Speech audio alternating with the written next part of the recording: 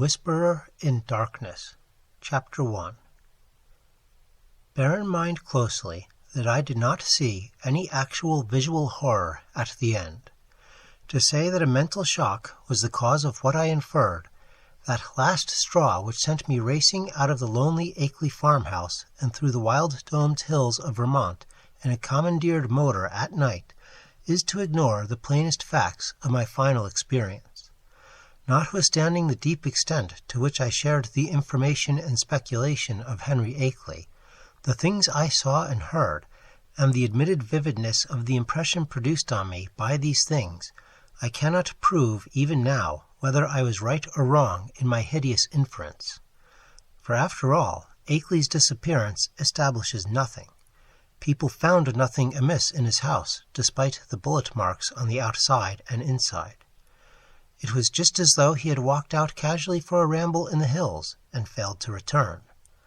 There was not even a sign that a guest had been there, or that those horrible cylinders and machines had been stored in the study. That he had mortally feared the crowded green hills and endless trickle of brooks among which he had been born and reared means nothing at all either, for thousands are subject to just such morbid fears.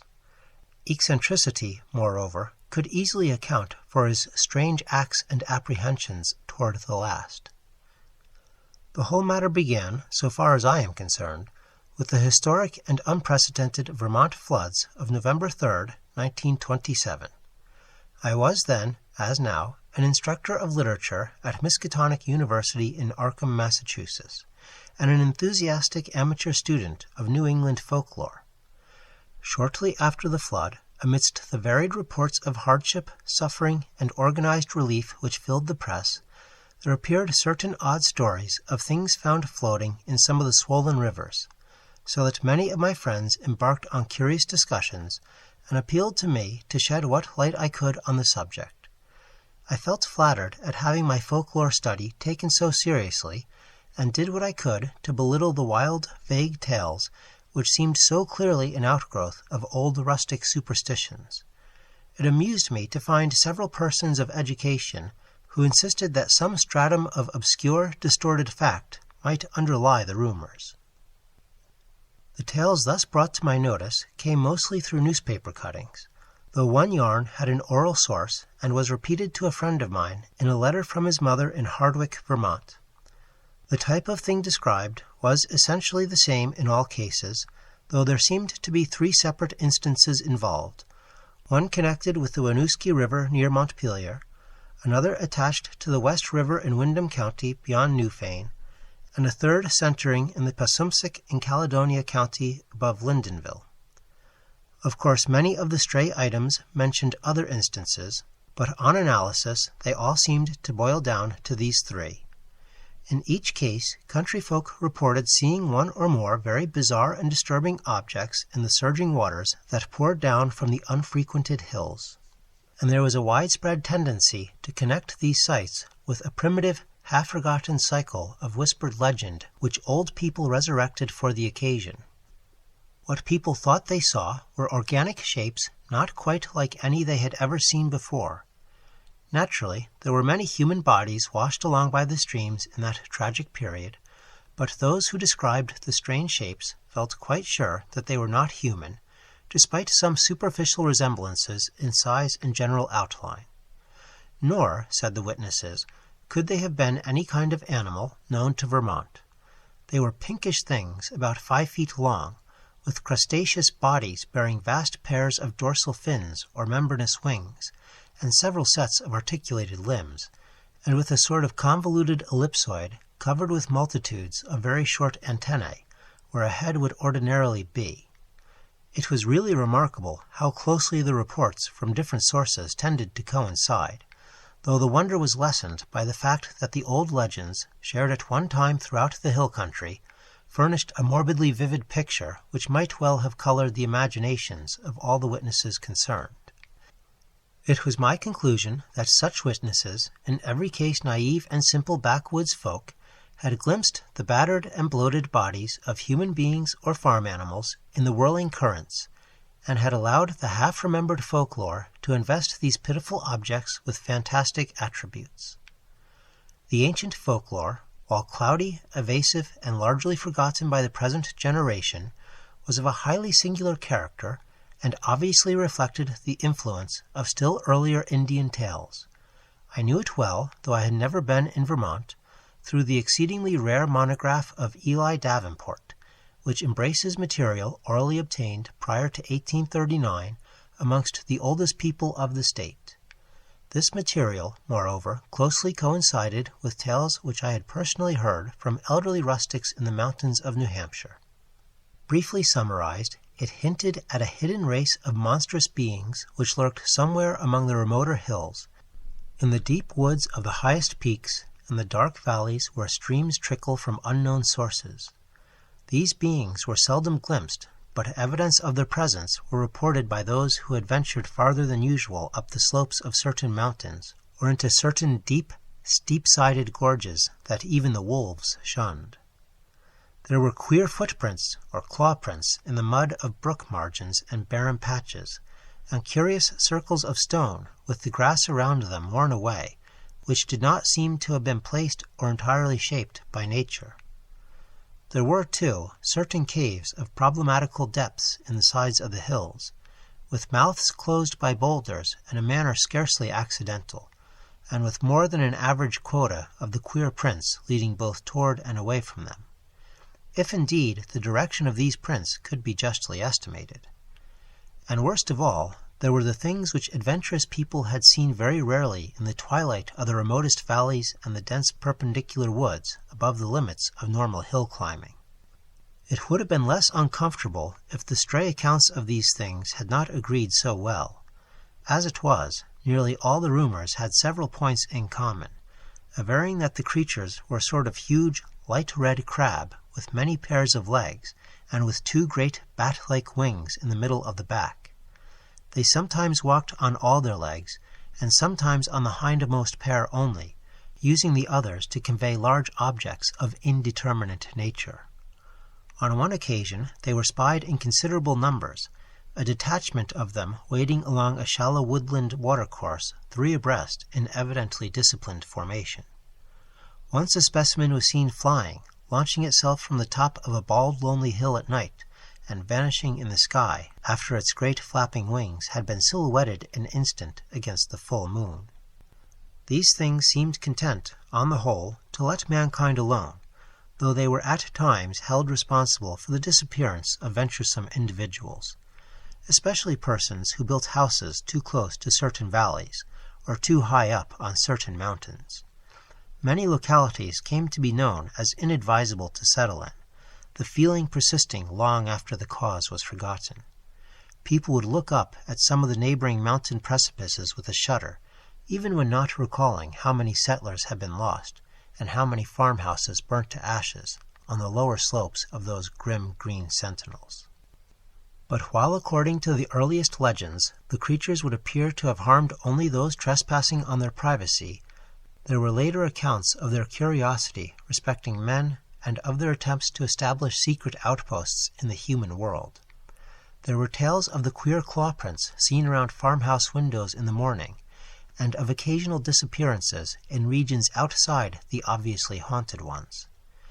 Tales, besides, of buzzing voices in imitation of human speech, which made surprising offers to lone travelers on roads and cart paths in the deep woods, and of children frightened out of their wits by things seen or heard where the primal forest pressed close upon their dooryards. In the final layer of legends, the layer just preceding the decline of superstition and the abandonment of close contact with the dreaded places, there are shocked references to hermits and remote farmers who at some period of life appeared to have undergone a repellent mental change, and who were shunned and whispered about as mortals who had sold themselves to the strange beings. In one of the northeastern counties, it seemed to be a fashion about 1800 to accuse eccentric and unpopular recluses of being allies or representatives of the abhorred things. As to what the things were, explanations naturally varied. The common name applied to them were those ones, or the old ones, though other terms had a local and transient use. Perhaps the bulk of the Puritan settlers set them down bluntly as familiars of the devil, and made them a basis of odd theological speculation. Those with Celtic legendry in their heritage, mainly the Scotch-Irish element of New Hampshire, and their kindred who had settled in Vermont on Governor Wentworth's colonial grants, linked them vaguely with malign fairies and little people of the bogs and raths, and protected themselves with scraps of incantation handed down through many generations. But the Indians had the most fantastic theories of all. While different tribal legends differed, there was a marked consensus of belief in certain vital particulars, it being unanimously agreed that the creatures were not native to this earth. The Pennacook myths, which were the most consistent and picturesque, taught that the winged ones came from the great bear in the sky, and had mines in our earthly hills whence they took a kind of stone they could not get on any other world. They did not live here, said the myths, but merely maintained outposts and flew back with vast cargoes of stone to their own stars in the north. They harmed only those earth people who got too near them or spied upon them. Animals shunned them through instinctive hatred, not because of being hunted. They could not eat the things and animals of earth, but brought their own food from the stars. It was bad to get near them, and sometimes young hunters who went into the hills never came back. It was not good, either, to listen to what they whispered at night in the forest, with voices like a bee's that tried to be like the voices of men. They knew the speech of all kinds of men, Pennacooks, Hurons, men of the 5 Nations, but did not seem to have or need any speech of their own. They talked with their heads, which changed color in different ways to mean different things. All the legendry, of course, white and Indian alike, died down during the 19th century, except for occasional atavistical flare-ups. The ways of the Vermonters became settled, and once their habitual paths and dwellings were established according to a certain fixed plan, they remembered less and less what fears and avoidances had determined that plan, and even that there had been any fears or avoidances. Most people simply knew that certain hilly regions were considered as highly unhealthy, unprofitable, and generally unlucky to live in, and that the further one kept from them, the better off one usually was.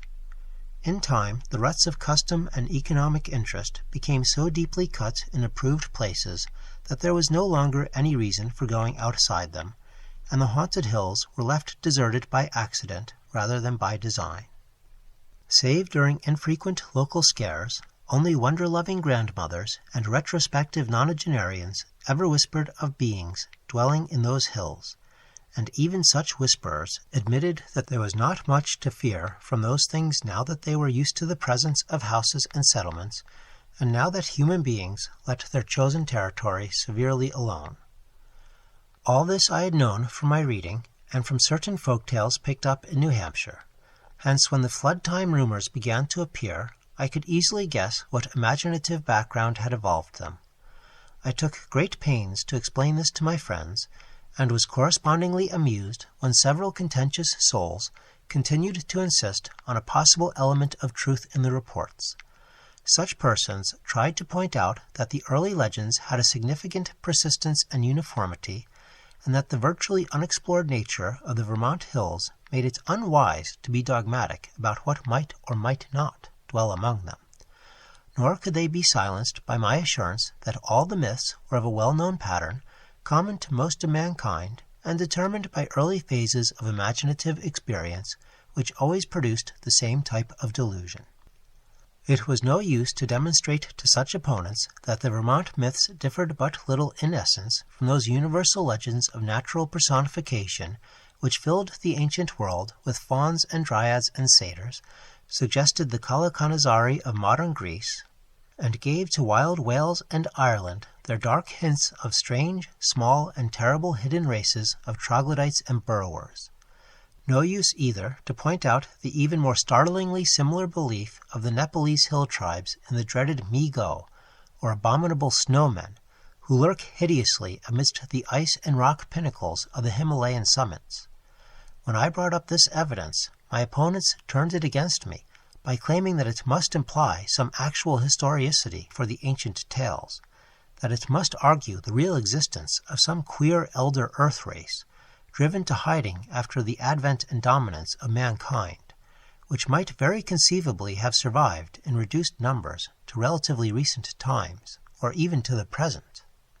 The more I laughed at such theories, the more these stubborn friends asseverated them, adding that even without the heritage of legend, the recent reports were too clear, consistent, detailed, and sanely prosaic in manner of telling to be completely ignored.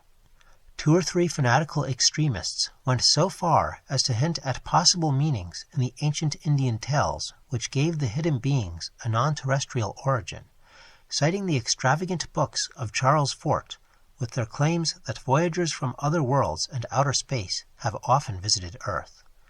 Most of my foes, however, were merely romanticists who insisted on trying to transfer to real life the fantastic lore of lurking little people, made popular by the magnificent horror fiction of Arthur Machen. The Whisperer in Darkness, Chapter 2. As was only natural under the circumstances, this piquant debating finally got into print in the form of letters to the Arkham Advertiser, some of which were copied in the press of those Vermont regions whence the flood stories came. The Rutland Herald gave half a page of extracts from the letters on both sides, while the Brattleboro Reformer reprinted one of my long historical and mythological summaries in full, with some accompanying comments in the Pendrifter's thoughtful column which supported and applauded my skeptical conclusions. By the spring of 1928, I was almost a well-known figure in Vermont, notwithstanding the fact that I had never set foot in the state. Then came the challenging letters from Henry Akeley, which impressed me so profoundly, and which took me for the first and last time to that fascinating realm of crowded green precipices and muttering forest streams. Most of what I now know of Henry Wentworth Akeley was gathered by correspondence with his neighbors, and with his only son in California, after my experience in his lonely farmhouse. He was, I discovered, the last representative on his home soil of a long, locally distinguished line of jurists, administrators, and gentlemen agriculturalists. In him, however, the family mentally had veered away from practical affairs to pure scholarship, so that he had been a notable student of mathematics, astronomy, biology, anthropology, and folklore at the University of Vermont. I had never previously heard of him, and he did not give many autobiographical details in his communications, but from the first I saw he was a man of character, education, and intelligence, albeit a recluse with very little worldly sophistication. Despite the incredible nature of what he claimed, I could not help at once taking Akeley more seriously than I had taken any of the other challengers of my views. For one thing, he was really close to the actual phenomena, visible and tangible, that he speculated so grotesquely about. And for another thing, he was amazingly willing to leave his conclusions in a tentative state like a true man of science. He had no personal preferences to advance, and was always guided by what he took to be solid evidence. Of course, I began by considering him mistaken, but gave him credit for being intelligently mistaken, and at no time did I emulate some of his friends in attributing his ideas and his fear of the lonely green hills to insanity. I could see that there was a great deal to the man, and knew that what he reported must surely come from strange circumstances deserving investigation, however little it might have to do with the fantastic causes he assigned. Later on, I received from him certain material proofs which placed the matter on a somewhat different and bewilderingly bizarre basis. I cannot do better than transcribe in full, so far as is possible, the long letter in which Akeley introduced himself, and which formed such an important landmark in my own intellectual history. It is no longer in my possession, but my memory holds almost every word of its portentous message. And again I affirm my confidence in the sanity of the man who wrote it. Here is the text, a text which reached me in the cramped, archaic-looking scrawl of one who had obviously not mingled much with the world during his sedate, scholarly life. R.F.D. No. 2, Townsend, Windham County, Vermont, May 5, 1928. Albert N. Wilmarth, Esquire, 118 Saltonstall Street, Arkham, Massachusetts. My dear Sir, I have read with great interest the Brattleboro Reformer's reprint, April 23, 1928, of your letter on the recent stories of strange bodies seen floating in our flooded streams last fall, and on the curious folklore they so well agree with. It is easy to see why an outlander would take the position you take, and even why Pendrifter agrees with you. That is the attitude generally taken by educated persons both in and out of Vermont, and was my own attitude as a young man, I am now 57, before my studies, both general and in Davenport's book, led me to do some exploring in parts of the hills hereabouts not usually visited. I was directed toward such studies by the queer old tales I used to hear from elderly farmers of the more ignorant sort, but now I wish I had let the whole matter alone. I might say, with all proper modesty, that the subject of anthropology and folklore is by no means strange to me. I took a great deal of it at college, and am familiar with most of the standard authorities, such as Tyler, Lubbock, Fraser, Quatrefages, Murray, Osborne, Keith, Boole, G. Eliot Smith, and so on. It is no news to me that tales of hidden races are as old as all mankind. I have seen the reprints of letters from you, and those arguing with you, in the Rutland Herald, and guess I know about where your controversy stands at the present time. What I desire to say now is that I am afraid your adversaries are nearer right than yourself, even though all reason seems to be on your side. They are nearer right than they realize themselves, for of course they go only by theory, and cannot know what I know. If I knew as little of the matter as they, I would not feel justified in believing as they do. I would be wholly on your side. You can see that I am having a hard time getting to the point, probably because I really dread getting to the point. But the upshot of the matter is that I have certain evidence that monstrous things do indeed live in the woods on the high hills which nobody visits. I have not seen any of the things floating in the rivers as reported, but I have seen things like them under circumstances I dread to repeat. I have seen footprints, and of late have seen them nearer my own home. I live in the old Akeley place south of Townsend Village, on the side of Dark Mountain, than I dare tell you now.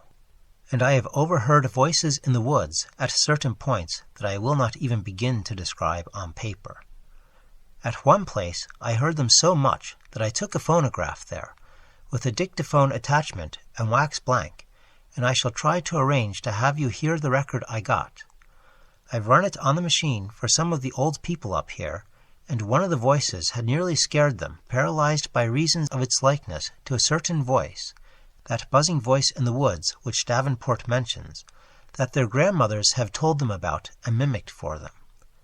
I know what most people think of a man who tells about hearing voices, but before you draw conclusions, just listen to this record and ask some of the older backwoods people what they think of it. If you can account for it normally, very well, but there must be something behind it. Ex nihilo nihil fit, you know. Now my object in writing you is not to start an argument, but to give you information which I think a man of your tastes will find deeply interesting. This is private. Publicly, I am on your side, for certain things show me that it does not do for people to know too much about these matters.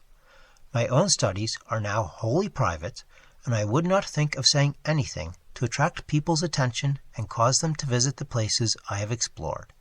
It is true, terribly true, that there are non-human creatures watching us all the time, with spies among us gathering information. It is from a wretched man who, if he was sane, as I think he was one of those spies, that I got a large part of my clues to the matter. He later killed himself, but I have reason to think there are others now. The things come from another planet, being able to live in interstellar space and fly through it on clumsy, powerful wings which have a way of resisting the ether, but which are too poor at steering to be of much use in helping them about on Earth. I will tell you about this later if you do not dismiss me at once as a madman. They come here to get metals from mines that go deep under the hills, and I think I know where they come from.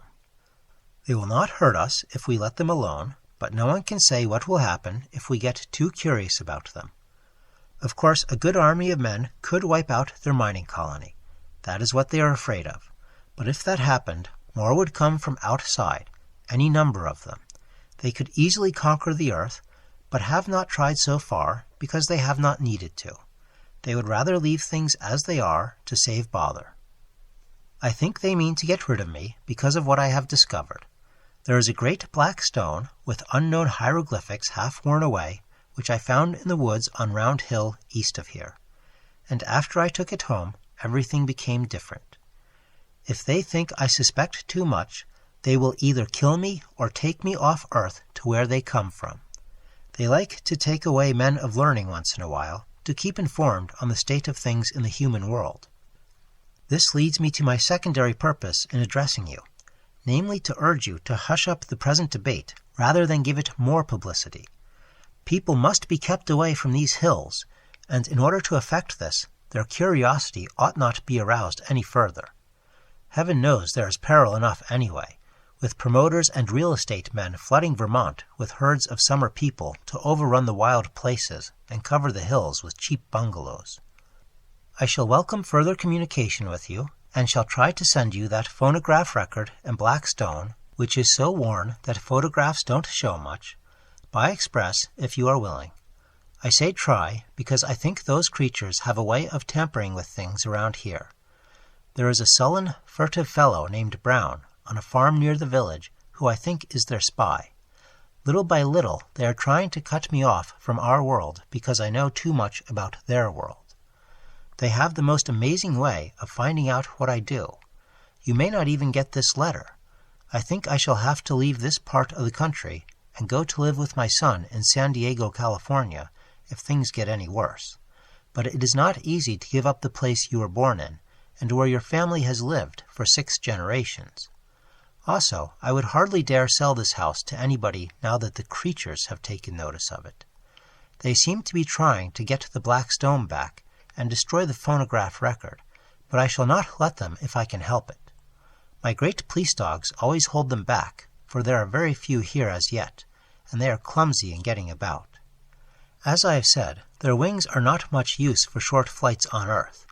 I am on the very brink of deciphering that stone in a very terrible way, and with your knowledge of folklore, you may be able to supply missing links enough to help me. I suppose you know all about the fearful myths antedating the coming of man to the earth, of Yog-Sothoth and Cthulhu cycles, which are hinted at in the Necronomicon. I had access to a copy of that once, and hear that you have one in your college library under lock and key. To conclude, Mr. Wilmarth, I think that with our respective studies we can be very useful to each other. I don't wish to put you in any peril, and suppose I ought to warn you that possession of the stone and the record won't be very safe, but I think you'll find any risks worth running for the sake of knowledge. I will drive down to Newfane or Brattleboro to send you whatever you authorize me to send, for the express offices there are more to be trusted. I might say that I live quite alone now, since I can't keep hired help any more. They won't stay because of the things that try to get near the house at night, and that keep the dogs barking continually. I am glad I didn't get as deep as this into the business while my wife was alive, for it would have driven her mad. Hoping that I am not bothering you unduly, and that you will decide to get in touch with me rather than throw this letter into the wastebasket as a madman's raving, I am. Yours very truly, Henry W. Akeley. P.S. I am making some extra prints of certain photographs taken by me, which I think will help to prove a number of the points I have touched on. The old people think they are monstrously true. I shall send you these very soon if you are interested. H.W.A. It would be difficult to describe my sentiments upon reading this strange document for the first time.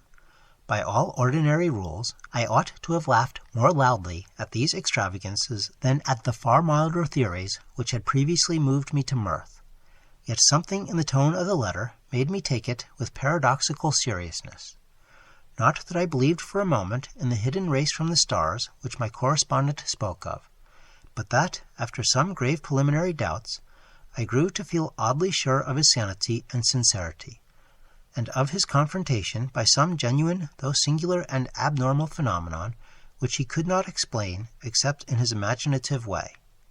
It could not be as he thought it, I reflected, yet on the other hand, it could not be otherwise than worthy of investigation. The man seemed unduly excited and alarmed about something, but it was hard to think that all cause was lacking. He was so specific and logical in certain ways, and after all, his yarn did fit in so perplexingly well with some of the old myths, even the wildest Indian legends. That he had really overheard disturbing voices in the hills, and had really found the black stone he spoke about, was wholly possible despite the crazy inferences he had made, inferences probably suggested by the man who had claimed to be a spy of the outer beings and had later killed himself. It was easy to deduce that this man must have been wholly insane, but that he probably had a streak of perverse outward logic which made the naive Akeley, already prepared for such things by his folklore studies, believe his tale. As for the latest developments, it appeared from his inability to keep hired help that Akeley's humbler rustic neighbors were as convinced as he that his house was besieged by uncanny things at night. The dogs really barked, too. And then the matter of that phonograph record, which I could not but believe he had obtained in the way he said.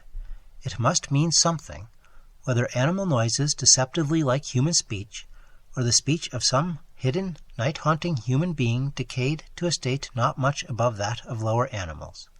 From this my thoughts went back to the black hieroglyphed stone, and to speculations upon what it might mean. Then, too, what of the photographs which Akeley said he was about to send, and which the old people had found so convincingly terrible?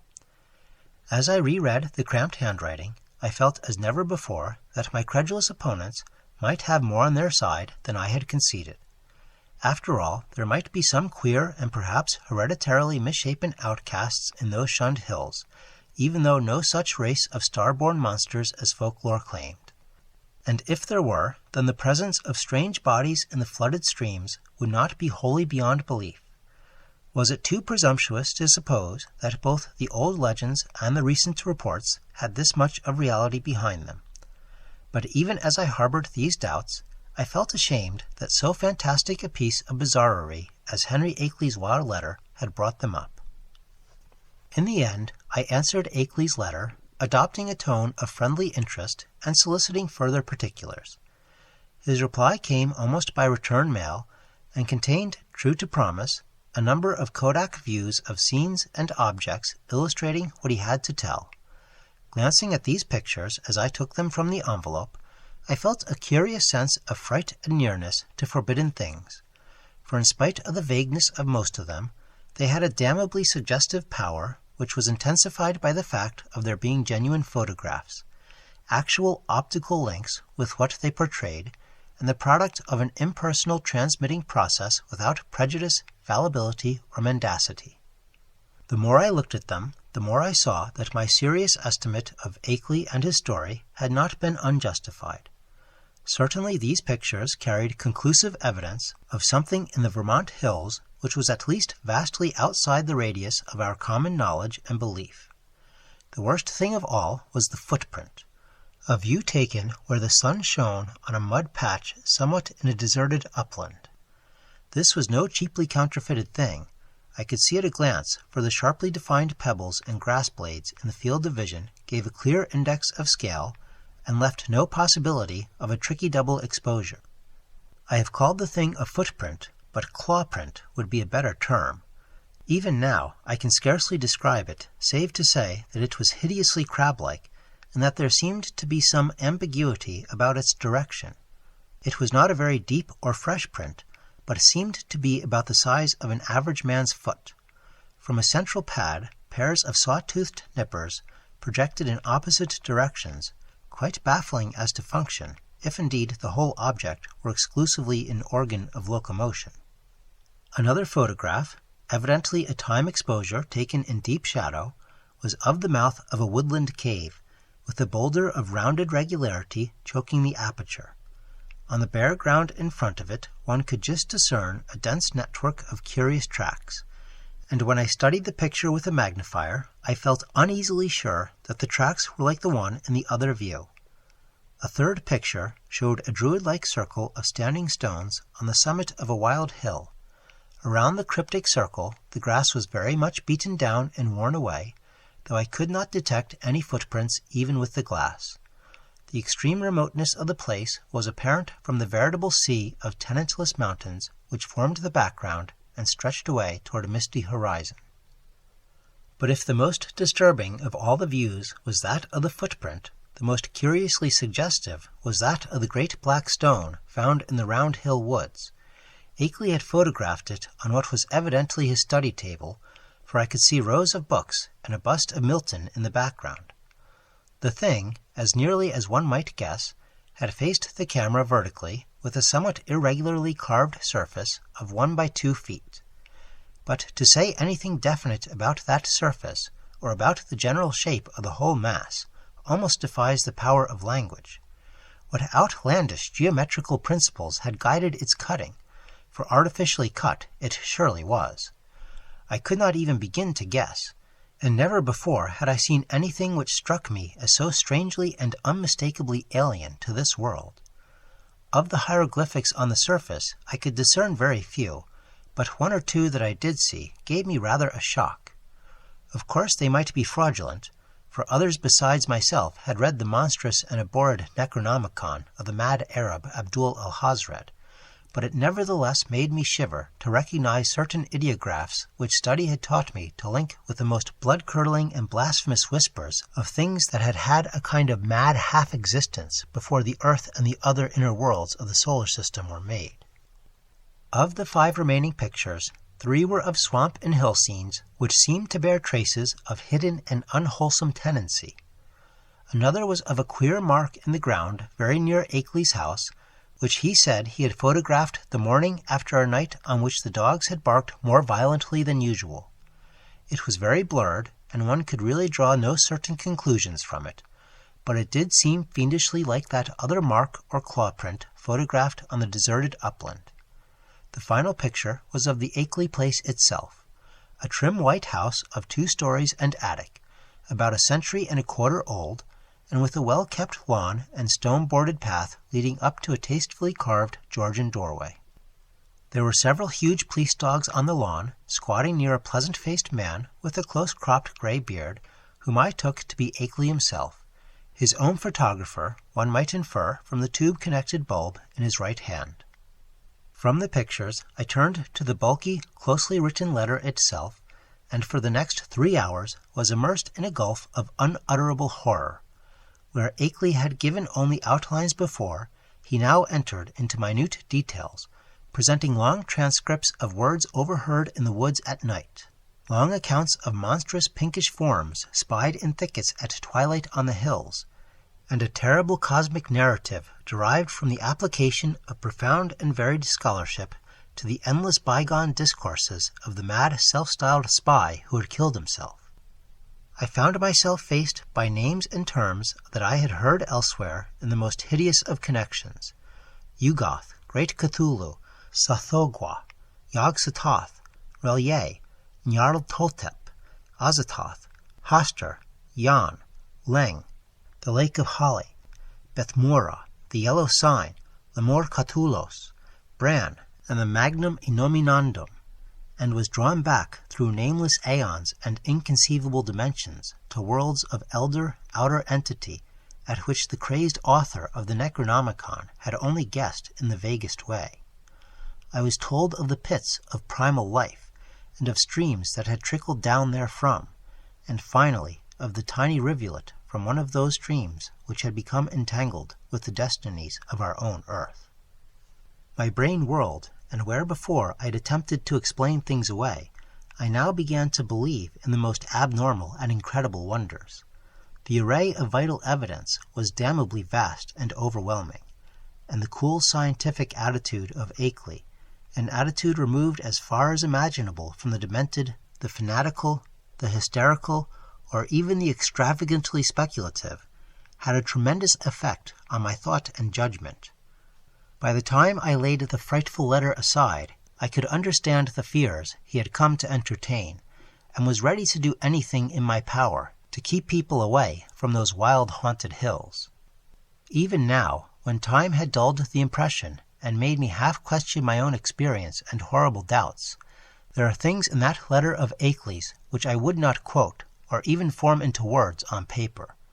I am almost glad that the letter and record and photographs are gone now, and I wish, for reasons I shall soon make clear, that the new planet beyond Neptune had not been discovered.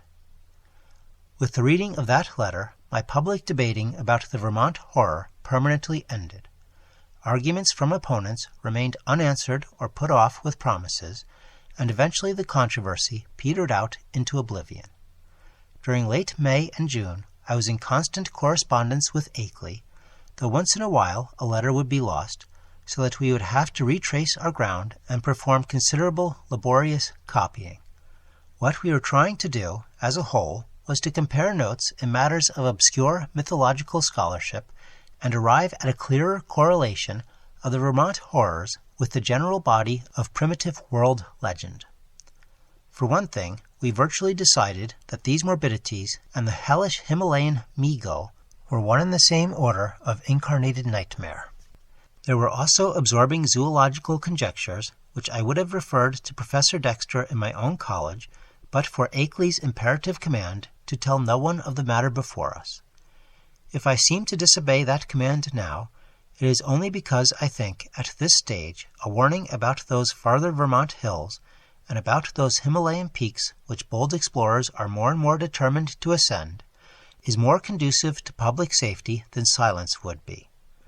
One specific thing we were leading up to was a deciphering of the hieroglyphics on that infamous black stone, a deciphering which might well place us in possession of secrets deeper and more dizzying than any formerly known to man. The Whisperer in Darkness, Chapter 3. Toward the end of June, the phonograph record came, shipped from Brattleboro, since Akeley was unwilling to trust conditions on the branch line north of there.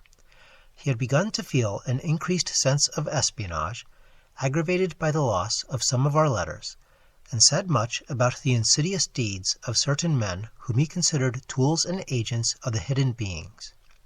Most of all, he suspected the surly farmer Walter Brown, who lived alone on a run-down hillside place near the deep woods, and who was often seen loafing around corners in Brattleboro, Bellows Falls, Newfane, and South Londonderry in the most inexplicable and seemingly unmotivated way. Brown's voice, he felt convinced, was one of those he had overheard on a certain occasion in a very terrible conversation, and he had once found a footprint or clawprint near Brown's house which might possess the most ominous significance. It had been curiously near some of Brown's own footprints that faced toward it. So the record was shipped from Brattleboro, whither Akeley drove in his Ford car along the lonely Vermont back roads. He confessed in an accompanying note that he was beginning to be afraid of those roads, and that he would not even go into Townsend for supplies now, except in broad daylight. It did not pay, he repeated again and again, to know too much unless one were very remote from those silent and problematical hills. He would be going to California pretty soon to live with his son, though it was hard to leave a place where all one's memories and ancestral feelings centered. Before trying the record on the commercial machine which I borrowed from the college administration building, I carefully went over all the explanatory matter in Akeley's various letters. This record, he had said, was obtained about 1 a.m. on the 1st of May, 1915, near the closed mouth of a cave where the wooded west slope of Dark Mountain rises out of Lee's Swamp. The place had always been unusually plagued with strange voices, this being the reason he had brought the phonograph, dictaphone, and blank in expectation of results. Former experience had told him that May Eve, the hideous Sabbath night of underground European legend, would probably be more fruitful than any other date, and he was not disappointed. It was noteworthy, though, that he never again heard voices at that particular spot. Unlike most of the overheard forest voices, the substance of the record was quasi-ritualistic, and included one palpably human voice which Akeley had never been able to place. It was not Brown's, but seemed to be that of a man of greater cultivation. The second voice, however, was the real crux of the thing, for this was the accursed buzzing, which had no likeness to humanity despite the human words which it uttered in good English grammar and a scholarly accent. The recording phonograph and dictaphone had not worked uniformly well, and had of course been at a great disadvantage because of the remote and muffled nature of the overheard ritual, so that the actual speech secured was very fragmentary. Akeley had given me a transcript of what he believed the spoken words to be, and I glanced through this again as I prepared the machine for action. The text was darkly mysterious rather than openly horrible, though a knowledge of its origin and manner of gathering gave it all the associative horror which any words could well possess. I will present it here in full as I remember it, and I am fairly confident that I know it correctly by heart, not only from reading the transcript, but from playing the record itself over and over again. It is not a thing which one might readily forget. Indistinguishable sounds. A cultivated male human voice. Is the Lord of the woods, even to, and the gifts of the men of Lang. So from the wells of night to the gulfs of space, and from the gulfs of space to the wells of night, ever the praises of great Cthulhu, of Sathagwa, and of him who is not to be named. Ever their praises and abundance to the black goat of the woods, Ya Shub Nagarath, the goat with 1,000 young. A buzzing imitation of human speech. Ya Shub Nagarath, the black goat of the woods with 1,000 young. Human voice. And it has come to pass that the Lord of the woods, being 7 and 9, down the onyx steps. Tributes to him in the gulf, Azatoth, he of whom thou hast taught us marvels. On the wings of night, out beyond space, out beyond the... To that whereof Yugoth is the youngest child, rolling alone in black aether at the rim. Buzzing voice. Go out among men, and find the ways thereof, that he in the gulf may know. To Nyarlathotep, mighty messenger, must all things be told, and he shall put on the semblance of men, the waxen mask, and the robe that hides, and come down from the world of 7 suns to mock. Human voice. Nyarlathotep, great messenger, bringer of strange joy to Yugoth through the void, father of the million favored ones, stalker among... Speech cut off by end of record. Such were the words for which I was to listen when I started the phonograph. It was with a trace of genuine dread and reluctance that I pressed the lever and heard the preliminary scratching of the sapphire point, and I was glad that the first faint, fragmentary words were in a human voice, a mellow, educated voice which seemed vaguely Bostonian in accent, and which was certainly not that of any native of the Vermont hills.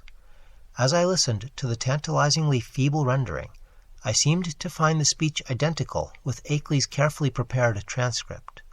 On it chanted, in that mellow Bostonian voice, Ya Shub Nagarath, the goat with 1,000 young. And then I heard the other voice. To this hour I shudder retrospectively when I think of how it struck me, prepared though I was by Akeley's accounts. Those to whom I have since described the record profess to find nothing but cheap imposture or madness in it. But could they have heard the accursed thing itself, or read the bulk of Akeley's correspondence, especially that terrible and encyclopedic second letter, I know they would think differently. It is, after all, a tremendous pity that I did not disobey Akeley and play the record for others. A tremendous pity, too, that all of his letters were lost. To me, with my first-hand impression of the actual sounds, and with my knowledge of the background and surrounding circumstances, the voice was a monstrous thing. It swiftly followed the human voice in ritualistic response, but in my imagination it was a morbid echo winging its way across unimaginable abysses from unimaginable outer hells. It is more than 2 years now since I last ran off that blasphemous waxen cylinder, but at this moment, and at all other moments, I can still hear that feeble, fiendish buzzing as it reached me for the first time. Ya Shub Nagarath, the black goat of the woods with 1,000 young. but though the voice is always in my ears, I have not yet been able to analyze it well enough for a graphic description. It was like the drone of some loathsome gigantic insect ponderously shaped into the articulate speech of an alien species, and I am perfectly certain that the organs producing it can have no resemblance to the vocal organs of man, or indeed to those of any of the mammalia. There were singularities in timbre, range, and overtones which placed this phenomenon wholly outside the sphere of humanity and earth life. Its sudden advent that first time almost stunned me, and I heard the rest of the record through in a sort of abstracted daze. When the longer passage of buzzing came, there was a sharp intensification of that feeling of blasphemous infinity which had struck me during the shorter and earlier passage. At last the record ended abruptly during an unusually clear speech of the human and Bostonian voice. But I sat stupidly staring long after the machine had automatically stopped. I hardly need say that I gave that shocking record many another playing, and that I made exhaustive attempts at analysis and comment in comparing notes with Akeley. It would be both useless and disturbing to repeat here all that we concluded, but I may hint that we agreed in believing we had secured a clue to the source of some of the most repulsive primordial customs in the cryptic elder religions of mankind. It seemed plain to us also that there were ancient and elaborate alliances between the hidden outer creatures and certain members of the human race. How extensive these alliances were, and how their state today might compare with their state in earlier ages, we had no means of guessing. Yet at best there was room for a limitless amount of horrified speculation. There seemed to be an awful immemorial linkage in several definite stages betwixt man and nameless infinity.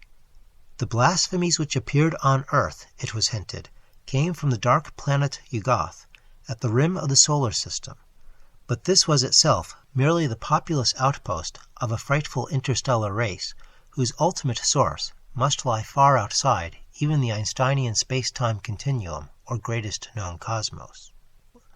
Meanwhile, we continued to discuss the Black Stone and the best way of getting it to Arkham, Akeley deeming it inadvisable to have me visit him at the scene of his nightmare studies.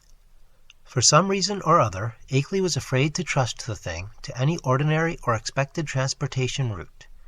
His final idea was to take it across country to Bellows Falls and ship it on the Boston and Maine system and through Keene and Winchendon and Fitchburg, even though this would necessitate his driving along somewhat lonelier and more forest-traversing hill roads than the main highway to Brattleboro. He said that he had noticed a man around the express office at Brattleboro when he had sent the phonograph record, whose actions and expression had been far from reassuring. This man had seemed too anxious to talk with the clerks, and had taken the train on which the record was shipped. Akeley confessed that he had not felt strictly at ease about that record until he heard from me of its safe receipt. About this time, the second week in July, another letter of mine went astray, as I learned through an anxious communication from Akeley. After that, he told me to address him no more at Townsend, but to send all mail in care of the general delivery at Brattleboro, whither he would make frequent trips either in his car or on the motor coach line which had lately replaced passenger service in the lagging branch railway. I could see that he was getting more and more anxious, for he went into much detail about the increased barking of the dogs on moonless nights, and about the fresh claw prints he sometimes found in the road and in the mud at the back of his farmyard when morning came. Once he told about a veritable army of prints drawn up in a line facing an equally thick and resolute line of dog tracks, and sent a loathsomely disturbing Kodak picture to prove it. That was after a night on which the dogs had outdone themselves in barking and howling.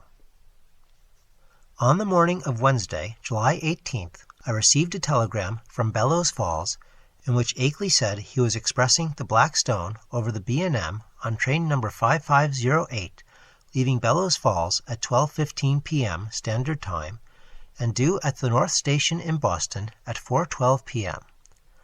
It ought, I calculated, to get up to Arkham at least by the next noon, and accordingly I stayed in all Thursday morning to receive it. but noon came and went without its advent, and when I telephoned down to the express office, I was informed that no shipment for me had arrived. My next act, performed amidst a growing alarm, was to give a long-distance call to the express agent at the North Boston station. I was scarcely surprised to learn that my consignment had not appeared. Train number 5508 had pulled in only 35 minutes late on the day before, but it contained no box addressed to me. The agent promised, however, to institute a searching inquiry, and I ended the day by sending Akeley a night letter outlining the situation. With commendable promptness, a report came from the Boston office on the following afternoon, the agent telephoning as soon as he learned the facts.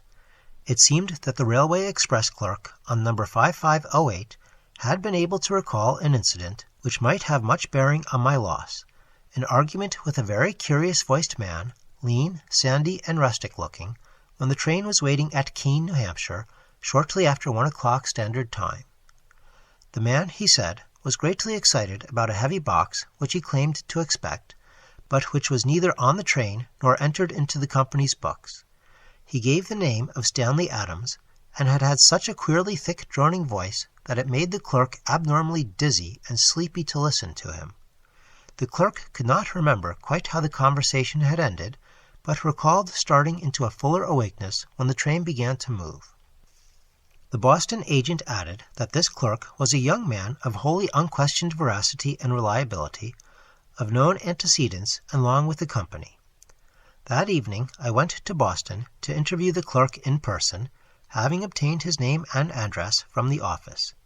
He was a frank, prepossessing fellow, but then I saw that he could add nothing to his original account. Oddly, he was scarcely sure that he could even recognize the strange inquirer again. Realizing that he had no more to tell, I returned to Arkham and sat up till morning writing letters to Akeley, to the express company, and to the police department and station agent in Keene. I felt that the strange-voiced man who had so queerly affected the clerk must have a pivotal place in the ominous business, and hoped that Keene station employees and telegraph office records might tell something about him and about how he happened to make his inquiry when and where he did. I must admit, however, that all my investigations came to nothing. The queer-voiced man had indeed been noticed around the Keene station in the early afternoon of July 18th, and one lounger seemed to couple him vaguely with a heavy box, but he was altogether unknown and had not been seen before or since. He had not visited the telegraph office or received any message so far as could be learned, nor had any message which might justly be considered a notice of the Blackstones' presence on number 5508 come through the office for anyone. Naturally, Akeley joined with me in conducting these inquiries, and even made a personal trip to Keene to question the people around the station, but his attitude toward the matter was more fatalistic than mine. He seemed to find the loss of the box a portentous and menacing fulfillment of inevitable tendencies, and had no real hope at all of its recovery. He spoke of the undoubted telepathic and hypnotic powers of the hill creatures and their agents, and in one letter hinted that he did not believe the stone was on this earth any longer. For my part, I was duly enraged, for I had felt there was at least a chance of learning profound and astonishing things from the old blurred hieroglyphs. The matter would have rankled bitterly in my mind had not Akeley's immediate subsequent letters brought up a new phase of the whole horrible hill problem, which at once seized all my attention.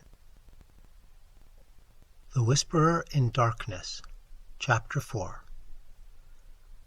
The unknown things, Akeley wrote in a script grown pitifully tremulous, had begun to close in on him with a wholly new degree of determination.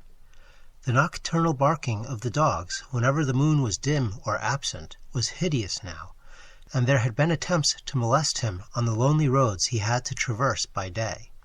On the 2nd of August, while bound for the village in his car, he had found a tree trunk laid in his path at a point where the highway ran through a deep patch of woods, while the savage barking of the 2 great dogs he had with him told all too well of the things which must have been lurking near.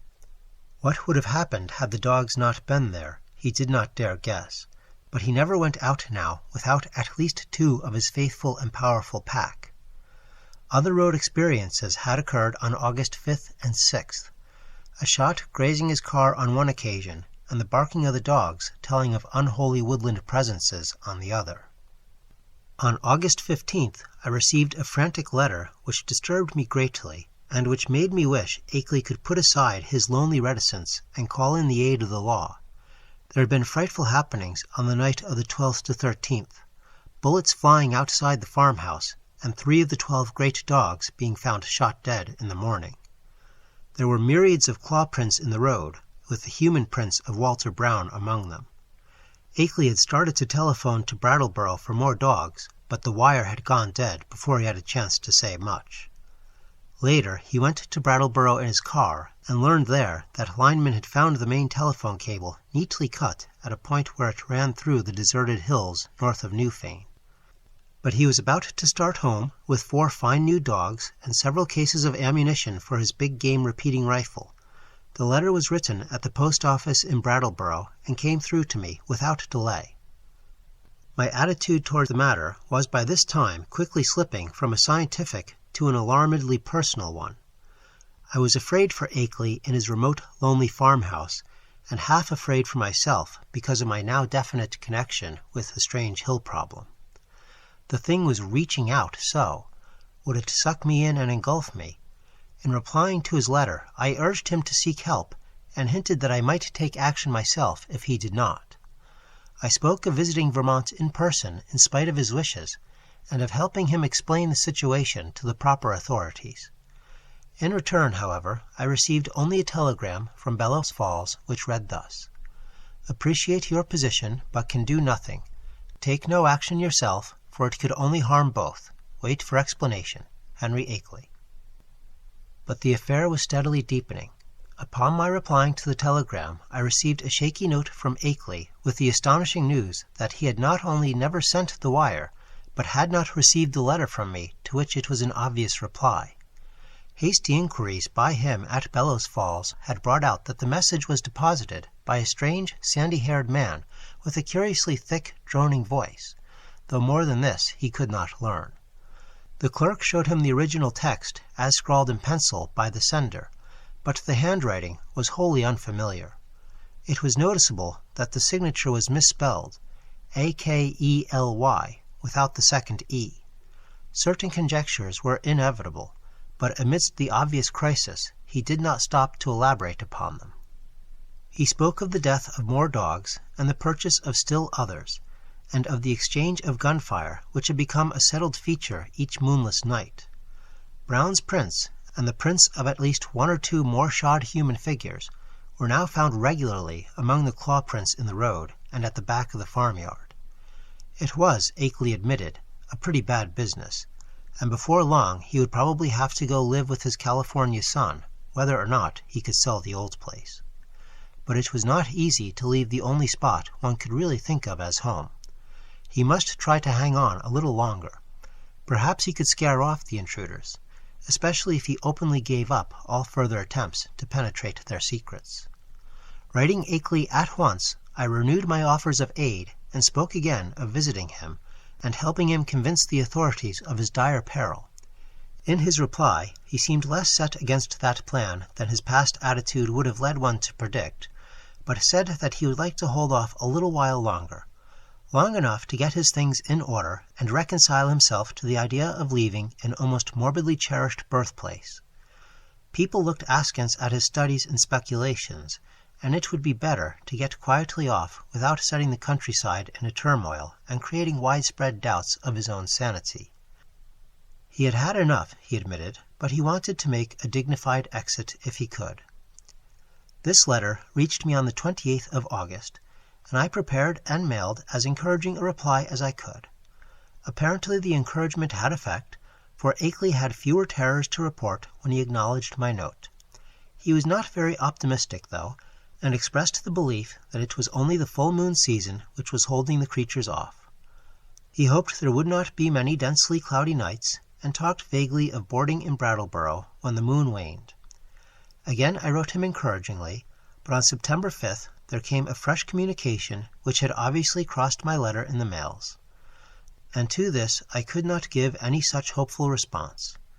In view of its importance, I believe I had better give it in full, as best I can do from memory of the shaky script. It ran substantially as follows. Monday. Dear Wilmarth, a rather discouraging P.S. to my last. Last night was thickly clouded, though no rain, and not a bit of moonlight got through. Things were pretty bad, and I think the end is getting near, in spite of all we have hoped. After midnight, something landed on the roof of the house, and the dogs all rushed up to see what it was. I could hear them snapping and tearing around, and then one managed to get on the roof by jumping from the low L. There was a terrible fright up there, and I heard a frightful buzzing, which I'll never forget. And then there was a shocking smell. About the same time, bullets came through the window and nearly grazed me. I think the main line of the hill creatures had got close to the house when the dogs divided because of the roof business. What was up there I don't know yet, but I'm afraid the creatures are learning to steer better with their space wings. I put out the light and used the windows for loopholes, and raked all around the house with rifle fire aimed just high enough to not hit the dogs. That seemed to end the business, but in the morning I found great pools of blood in the yard, beside pools of a green sticky stuff that had the worst odor I had ever smelled. I climbed up on the roof and found more of the sticky stuff there. 5 of the dogs were killed. I'm afraid I hit one by aiming too low, for it was shot in the back. Now I am setting the panes the shots broke, and am going to Brattleboro for more dogs. I guess the men at the kennels think I am crazy. We'll drop another note later. Suppose I'll be ready for moving in a week or 2, though it nearly kills me to think of it. Hastily, Akeley. But this was not the only letter from Akeley to cross mine. On the next morning, September 6th, still another came, this time in a frantic scrawl which utterly unnerved me, and put me at a loss what to say or do next. Again, I cannot do better than quote the text as faithfully as memory will let me. Tuesday. Clouds didn't break, so no moon again, and going into the wane anyhow. I'd have the house wired for electricity and put in a searchlight if I didn't know they'd cut the cables as fast as they could be mended. I think I am going crazy. It may be that all I have ever written you is a dream or madness. It was bad enough before, but this time it is too much. They talked to me last night, talked in that cursed buzzing voice, and told me things that I dare not repeat to you. I heard them plainly over the barking of the dogs, and once when they were drowned out, a human voice helped them. Keep out of this, Wilmarth. It's worse than either you or I ever suspected. They don't mean to let me get to California now. They want to take me off alive, or what theoretically and mentally amounts to alive. Not only to Yugoth, but beyond that, away outside the galaxy, and possibly beyond the last curved rim of space. I told them I wouldn't go where they wish, or in the terrible way they propose to take me, but I'm afraid it will be no use. My place is so far out that they may come by day as well as by night before long. 6 more dogs killed, and I felt presences all along the wooded parts of the road when I drove to Brattleboro today. It was a mistake for me to try and send you that phonograph record and black stone. Better smash the record before it's too late. We'll drop you another line tomorrow, if I'm still here. Wish I could arrange to get my books and things to Brattleboro and board there. I would run off without anything if I could, but something inside my mind holds me back. I can slip out to Brattleboro, where I ought to be safe, but I feel just as much a prisoner there as at the house. And I seem to know that I couldn't get much farther even if I dropped everything and tried. It is horrible. Don't get mixed up in this. Yours, Akeley. I did not sleep at all the night after receiving this terrible thing, and was utterly baffled as to Akeley's remaining degree of sanity. The substance of the note was wholly insane, yet the manner of expression, in view of all that had gone before, had a grimly potent quality of convincingness. I made no attempt to answer it, thinking it better to wait until Akeley might have time to reply to my latest communication. Such a reply indeed came on the following day, though the fresh material in it quite overshadowed any of the points brought up by the letter it nominally answered. Here is what I recall of the text, scrawled and blotted as it was in the course of a plainly frantic and hurried composition. Wednesday. W. Your letter came, but it's no use to discuss anything any more. I am fully resigned. Wonder that I even have enough willpower left to fight them off. Can't escape even if I were willing to give up everything and run. They'll get me. Had a letter from them yesterday. R.F.D. man brought it while I was at Brattleboro. Typed and postmarked Bellows Falls. Tells what they want to do with me. I can't repeat it. Look out for yourself, too. Smash that record. Cloudy nights keep me up, and moon waning all the time. Wish I dared to get help. It might brace up my willpower, but everyone who would dare to come at all would call me crazy unless there happened to be some proof. Couldn't ask people to come for no reason at all. I'm out of touch with everybody, and have been for years. But I haven't told you the worst, Wilmarth. Brace up to read this, for it will give you a shock. I am telling the truth, though. It is this. I have seen and touched one of the things, or part of one of the things. God, man, but it's awful. It was dead, of course.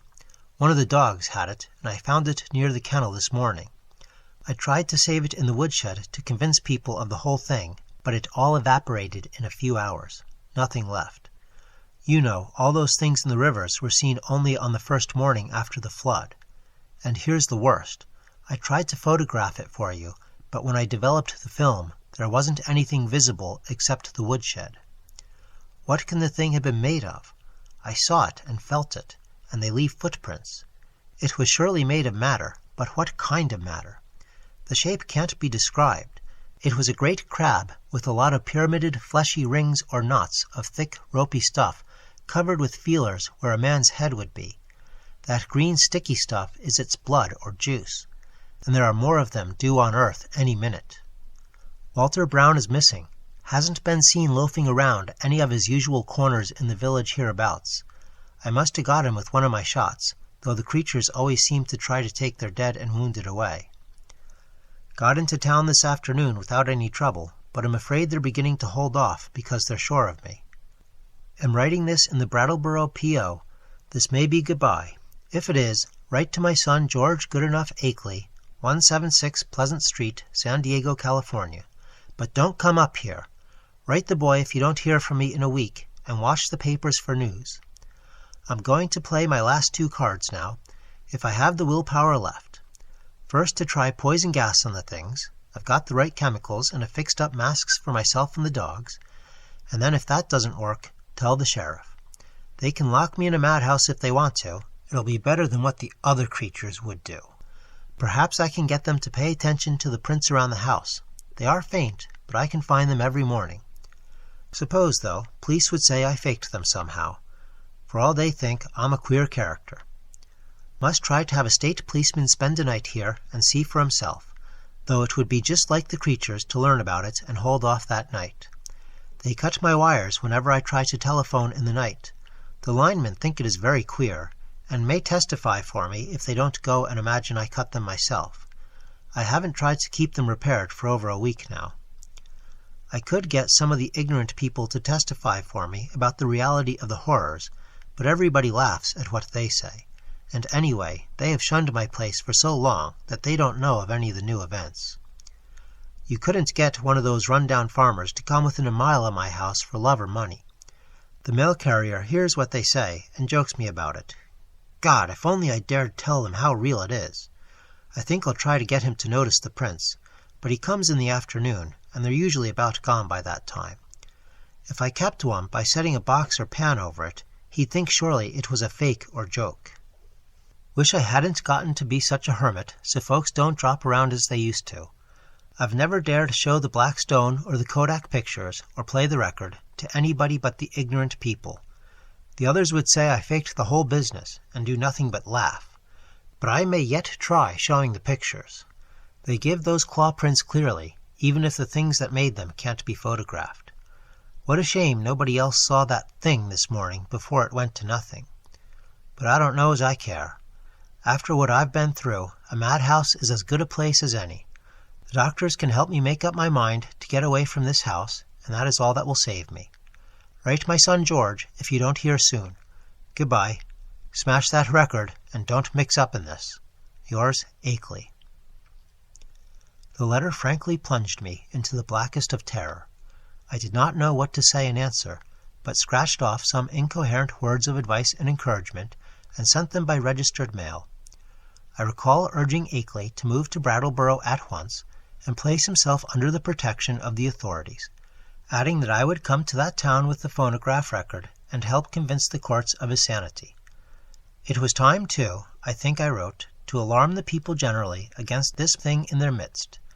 It will be observed that at this moment of stress, my own belief in all Akeley had told and claimed was virtually complete, though I did think his failure to get a picture of the dead monster was due not to any freak of nature, but to some excited slip of his own.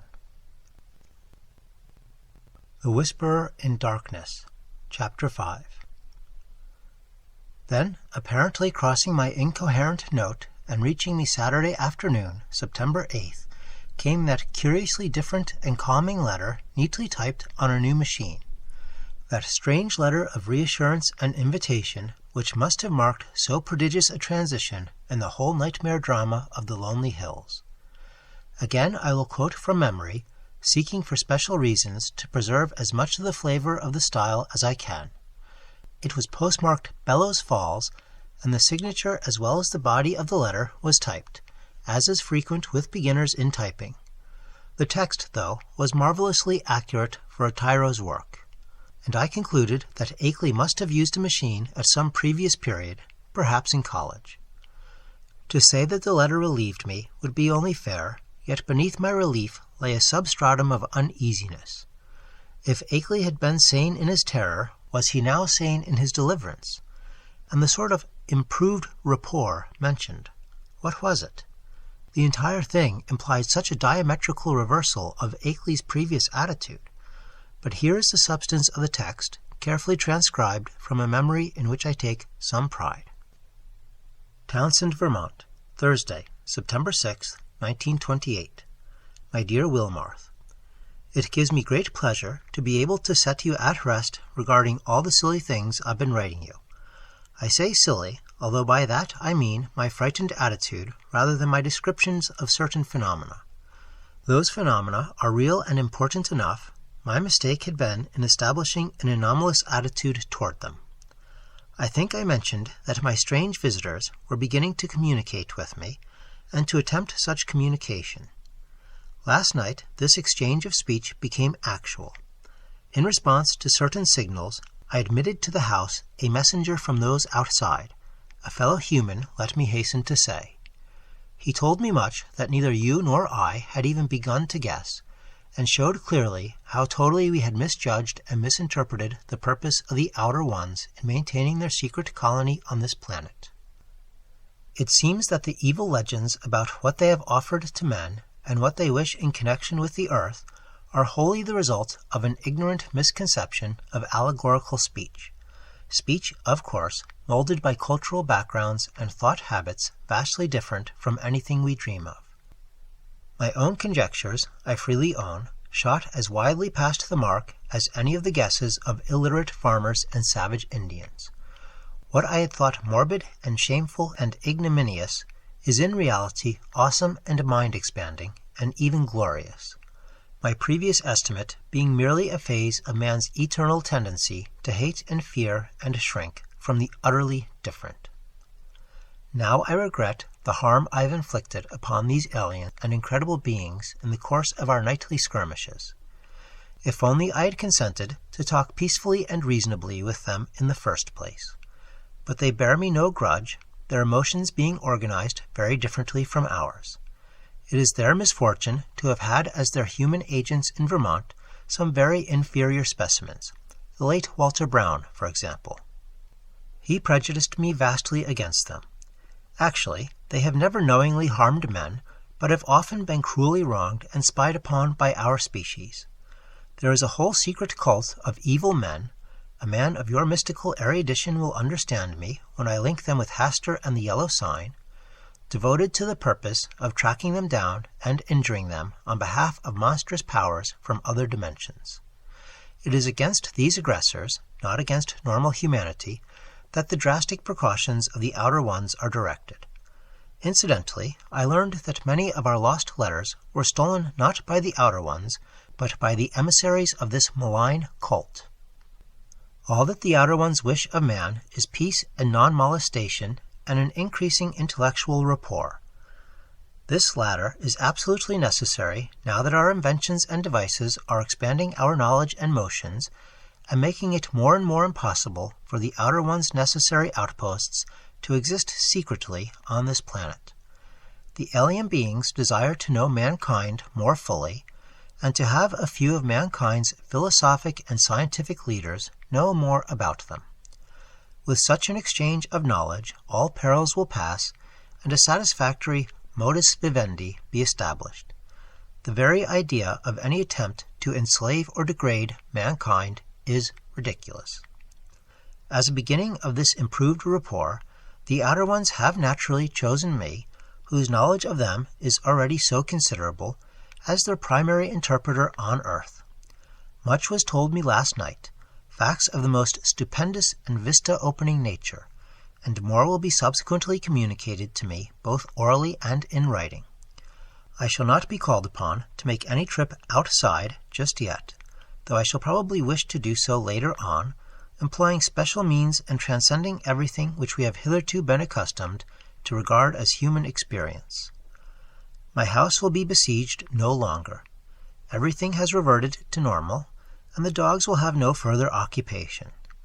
In place of terror, I have been given a rich boon of knowledge and intellectual adventure which few other mortals have ever shared. The outer beings are perhaps the most marvelous organic things in or beyond all space and time, members of a cosmos-wide race of which all other life forms are merely degenerate variants.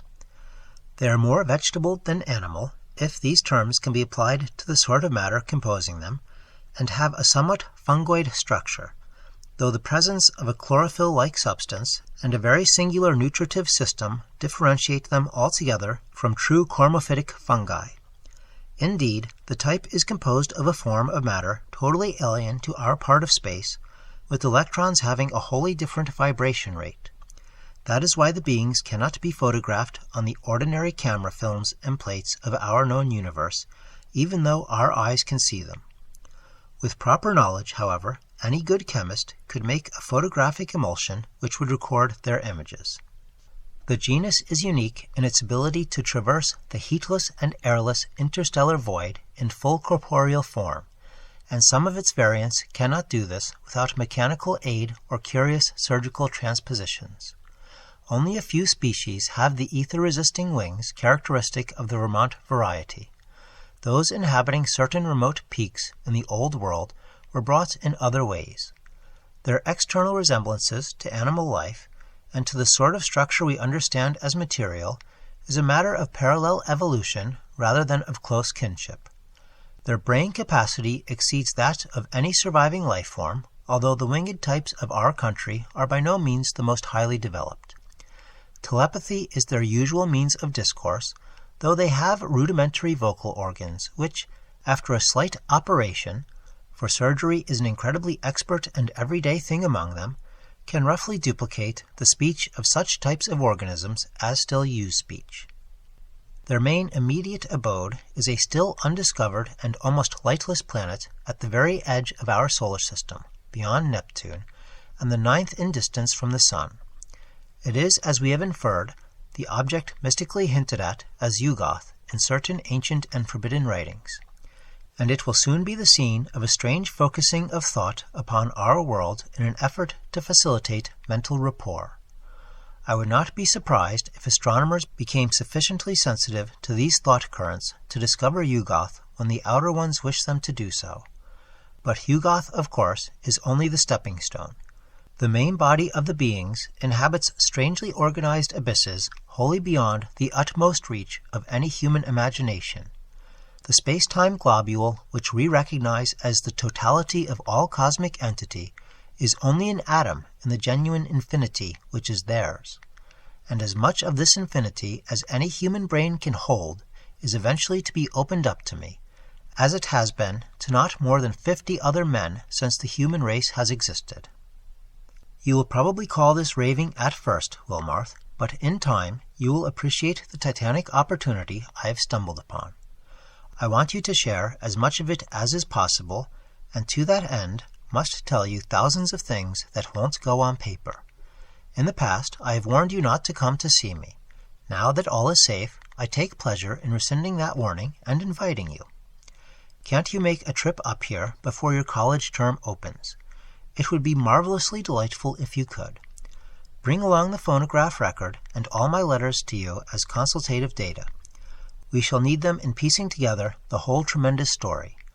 You might bring the Kodak prints too, since I seem to have mislaid the negatives and my own prints in all this recent excitement. But what a wealth of facts I have to add to all this groping and tentative material, and what a stupendous device I have to supplement my additions. Don't hesitate. I am free from espionage now, and you will not meet anything unnatural or disturbing. Just come along and let my car meet you at the Brattleboro station. Prepare to stay as long as you can, and expect many an evening of discussion of things beyond all human conjecture. Don't tell anyone about it, of course, for this matter must not get to the promiscuous public. The train service to Brattleboro is not bad. You can get a timetable in Boston. Take the B&M to Greenfield, and then change for the brief remainder of the way. I suggest you're taking the convenient 4:10 p.m. Standard from Boston. This gets into Greenfield at 7:35, and at 9:19 a train leaves there which reaches Brattleboro at 10:01. That is weekdays. Let me know the date, and I'll have my car on hand at the station. Pardon this typed letter, but my handwriting has grown shaky of late, as you know, and I don't feel equal to long stretches of script. I got this new Corona in Brattleboro yesterday. It seems to work very well. Awaiting word, and hoping to see you shortly with the phonograph record and all my letters and the Kodak prints. I am, yours in anticipation, Henry W. Akeley. To Albert N. Wilmarth, Esquire, Miskatonic University, Arkham, Massachusetts. The complexity of my emotions upon reading, rereading, and pondering over this strange and unlooked-for letter is past adequate description. I have said that I was at once relieved and made uneasy, but this expresses only crudely the overtones of diverse and largely subconscious feelings which comprised both the relief and the uneasiness. To begin with, the thing was so antipodally at variance with the whole chain of horrors preceding it. The change of mood from stark terror to cool complacency and even exultation was so unheralded, lightning-like, and complete. I could scarcely believe that a single day could so alter the psychological perspective of one who had written that final frenzied bulletin of Wednesday, no matter what relieving disclosures that day may have brought. At certain moments, a sense of conflicting unrealities made me wonder whether this whole distantly reported drama of fantastic forces were not a kind of half-illusory dream created largely within my own mind. Then I thought of the phonograph record and gave way to still greater bewilderment. The letter seemed so unlike anything which could have been expected. As I analyzed my impression, I saw that it consisted of two distinct phases. First, granting that Akeley had been sane before and was still sane, the indicated change in the situation itself was so swift and unthinkable. And secondly, the change in Akeley's own manner, attitude, and language was so vastly beyond the normal or the predictable. The man's whole personality seemed to have undergone an insidious mutation, a mutation so deep that one could scarcely reconcile his two aspects with the supposition that both represented equal sanity. Word choice, spelling, all were subtly different, and with my academic sensitiveness to prose style, I could trace profound divergences in his commonest reactions and rhythm responses. Certainly, the emotional cataclysm or revelation which could produce so radical an overturn must be an extreme one indeed. Yet, in another way, the letter seemed quite characteristic of Akeley. The same old passion for infinity, and the same old scholarly inquisitiveness. I could not for a moment, or more than a moment, credit the idea of spuriousness or malign substitution. Did not the invitation, the willingness to have me test the truth of the letter in person, prove its genuineness?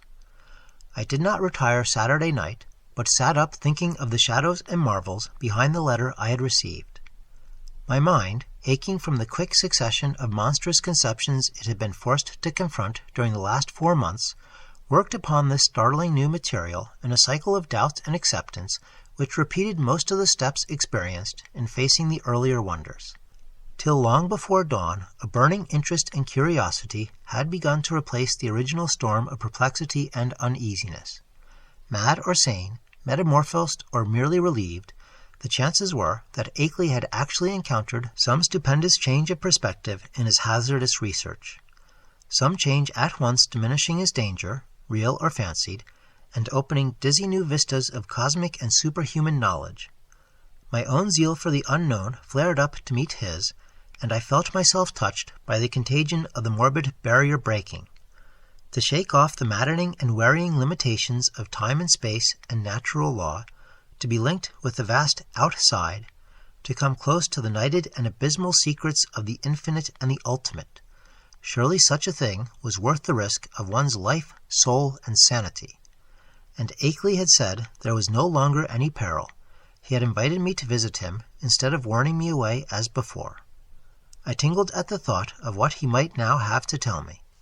There was an almost paralyzing fascination in the thought of sitting in that lonely and lately beleaguered farmhouse with a man who had talked with actual emissaries from outer space, sitting there with the terrible record and the pile of letters in which Akeley had summarized his earlier conclusions.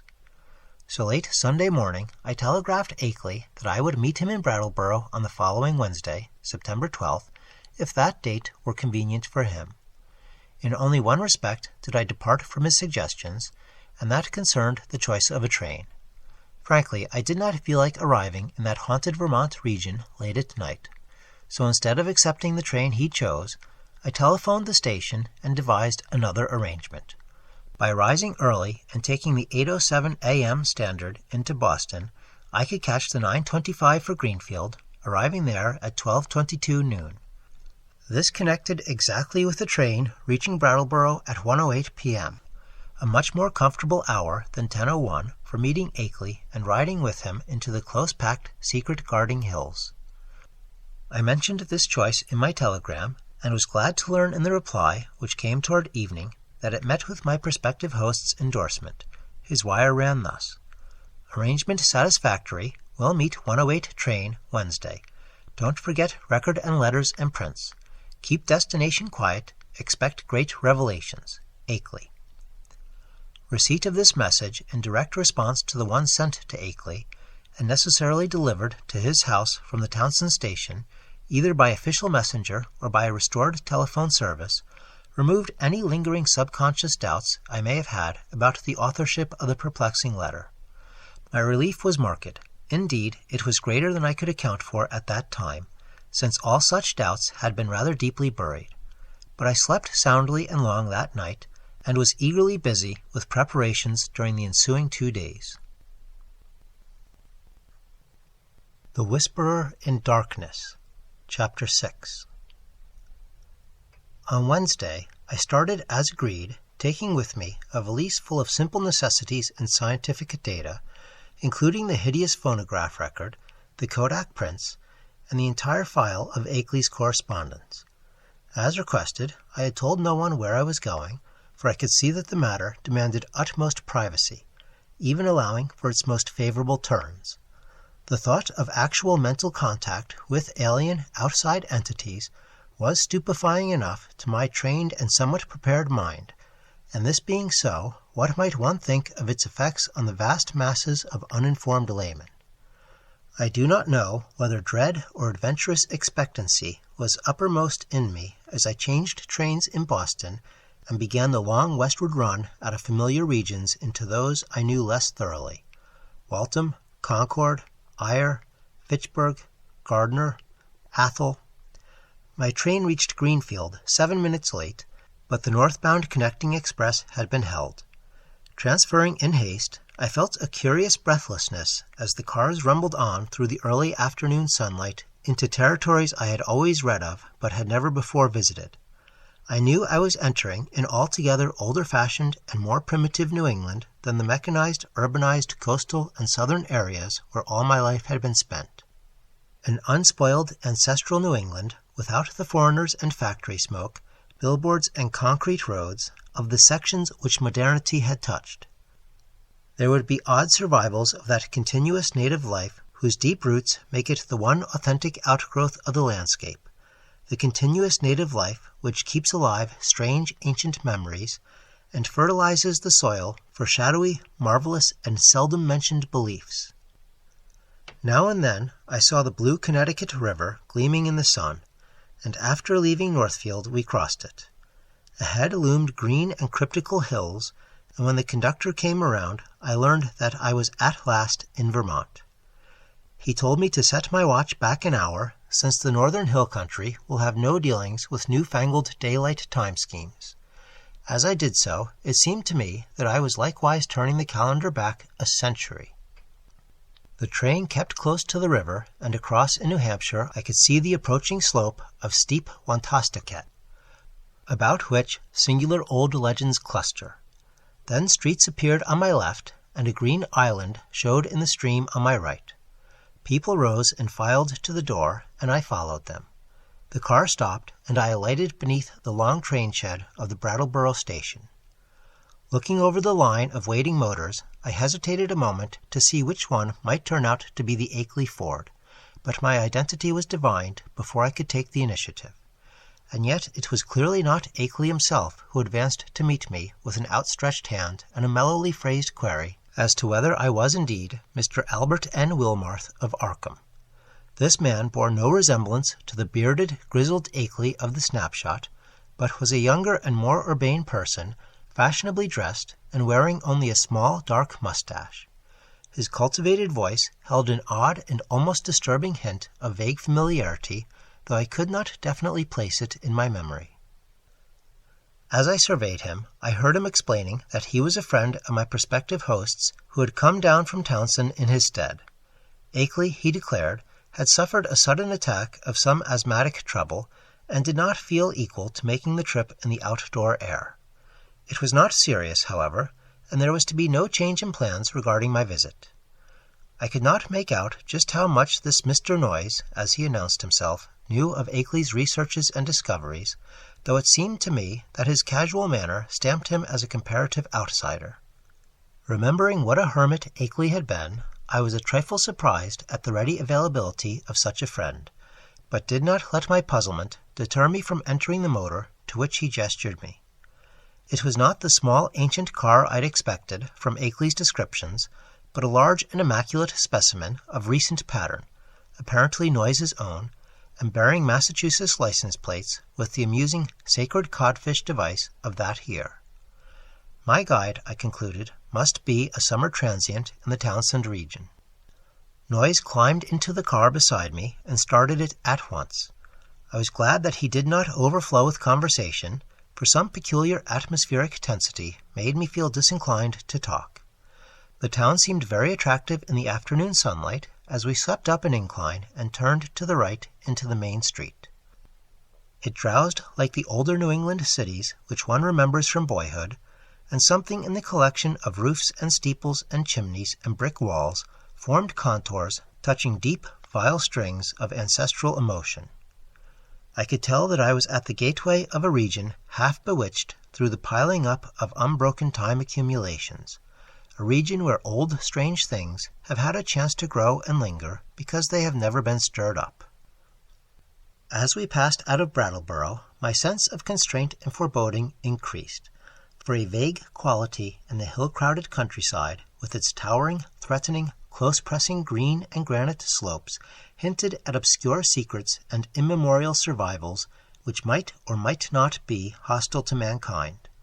For a time our course followed a broad, shallow river which flowed down from unknown hills in the north, and I shivered when my companion told me it was the West River. It was in this stream, I recalled from newspaper items, that one of the morbid, crab-like beings had been seen floating after the floods. Gradually, the country around us grew wilder and more deserted. Archaic covered bridges lingered fearsomely out of the past in pockets of the hills, and a half-abandoned railway track paralleling the river seemed to exhale a nebulously visible air of desolation. There were awesome sweeps of vivid valley where great cliffs rose, New England's virgin granite showing gray and austere through the verdure that scaled the crests. There were gorges where untamed streams leaped, bearing down toward the river the unimagined secrets of 1,000 pathless peaks. Branching away now and then were narrow, half-concealed roads that bored their way through solid, luxuriant masses of forest, among whose primal trees whole armies of elemental spirits might well lurk. As I saw these, I thought how Akeley had been molested by unseen agencies on his drives along this very route, and did not wonder that such things could be. The quaint, sightly village of Newfane, reached in less than an hour, was our last link with that world which man can definitely call his own by virtue of conquest and complete occupancy. After that, we cast off all allegiance to immediate, tangible, and time-touched things, and entered a fantastic world of hushed unreality in which the narrow, ribbon-like road rose and fell and curved with an almost sentient and purposeful caprice amidst the tenantless green peaks and half-deserted valleys. Except for the sound of the motor and the faint stir of the few lonely farms we passed at infrequent intervals, the only thing that reached my ears was the gurgling, insidious trickle of strange waters from numberless hidden fountains in the shadowy woods. The nearness and intimacy of the dwarfed Dome Hills now became veritably breathtaking. Their steepness and abruptness were even greater than I had imagined from hearsay, and suggested nothing in common with the prosaic objective world we know. The dense, unvisited woods on those inaccessible slopes seemed to harbor alien and incredible things, and I felt that the very outline of the hills themselves held some strange and aeon-forgotten meaning, as if they were vast hieroglyphs left by a rumored Titan race whose glories live only in rare deep dreams. All the legends of the past, and all the stupefying imputations of Henry Akeley's letters and exhibits, welled up in my memory to heighten the atmosphere of tension and growing menace. The purpose of my visit and the frightful abnormalities it postulated struck me all at once with a chill sensation that nearly overbalanced my ardor for strange delvings. My guide must have noticed my disturbed attitude, for as the road grew wilder and more irregular, and our motions slower and more jolting, his occasional pleasant comments expanded into a steadier flow of discourse. He spoke of the beauty and weirdness of the country, and revealed some acquaintance with the folklore studies of my prospective host. From his polite questions, it was obvious that he knew I had come for a scientific purpose, and that I was bringing data of some importance, but he gave no sign of appreciating the depth and awfulness of the knowledge which Akeley had finally reached. His manner was so cheerful, normal, and urbane that his remarks ought to have calmed and reassured me, but oddly enough I felt only the more disturbed as we bumped and veered onward into the unknown wilderness of hills and woods. At times it seemed as if he were pumping me to see what I knew of the monstrous secrets of the place, and with every fresh utterance that vague, teasing, baffling familiarity in his voice increased. It was not an ordinary or healthy familiarity, despite the thoroughly wholesome and cultivated nature of the voice. I somehow linked it with forgotten nightmares, and felt that I might go mad if I recognized it. If any good excuse had existed, I think I would have turned back from my visit. As it was, I could not well do so, and it occurred to me that a cool scientific conversation with Akeley himself after my arrival would help greatly to pull me together. Besides, there was a strangely calming element of cosmic beauty in the hypnotic landscape through which we climbed and plunged fantastically. Time had lost itself in the labyrinths behind, and around us stretched only the flowering waves of faerie and the recaptured loveliness of vanished centuries. The hoary groves, the untainted pastures edged with gay autumnal blossoms, and at fast intervals the small brown farmsteads nestling amidst huge trees beneath vertical precipices of fragrant briar and meadow grass. Even the sunlight assumed a supernal glamour, as if some special atmosphere or exhalation mantled the whole region. I had seen nothing like it before, save in the magic vistas that sometimes form the backgrounds of Italian primitives. Sodoma and Leonardo conceived such expanses, but only in the distance and through the vaultings of Renaissance arcades. We were now burrowing bodily through the midst of the picture, and I seemed to find in its necromancy a thing I had innately known or inherited, and for which I had always been vainly searching. Suddenly, after rounding an obtuse angle at the top of a sharp ascent, the car came to a standstill. On my left, across a well-kept lawn which stretched to the road and flaunted a border of whitewashed stones, rose a white 2.5-story house of unusual size and elegance for the region, with a congeries of contiguous or arcade-like barns, sheds, and windmill behind and to the right. I recognized it at once from the snapshot I had received, and was not surprised to see the name of Henry Akeley on the galvanized iron mailbox near the road. For some distance back of the house, a level stretch of marshy and sparsely wooded land extended, beyond which soared a steep, thickly forested hillside, ending in a jagged leafy crest. This latter, I knew, was the summit of Dark Mountain, halfway up which we must have climbed already. Alighting from the car and taking my valise, Noyes asked me to wait while he went in and notified Akeley of my advent. He himself, he added, had important business elsewhere, and could not stop for more than a moment. As he briskly walked up the path to the house, I climbed out of the car myself, wishing to stretch my legs a little before settling down to a sedentary conversation. My feeling of nervousness and tension had risen to a maximum again now that I was on the actual scene of the morbid beleaguering described so hauntingly in Akeley's letters, and I honestly dreaded the coming discussions which were to link me with such alien and forbidden worlds. Close contact with the utterly bizarre is often more terrifying than inspiring, and it did not cheer me to think that this very bit of dusty road was the place where those monstrous tracks and that fetid green ichor had been found after moonless nights of fear and death. Idly, I noticed that none of Akeley's dogs seemed to be about. Had he sold them all as soon as the outer ones made peace with him?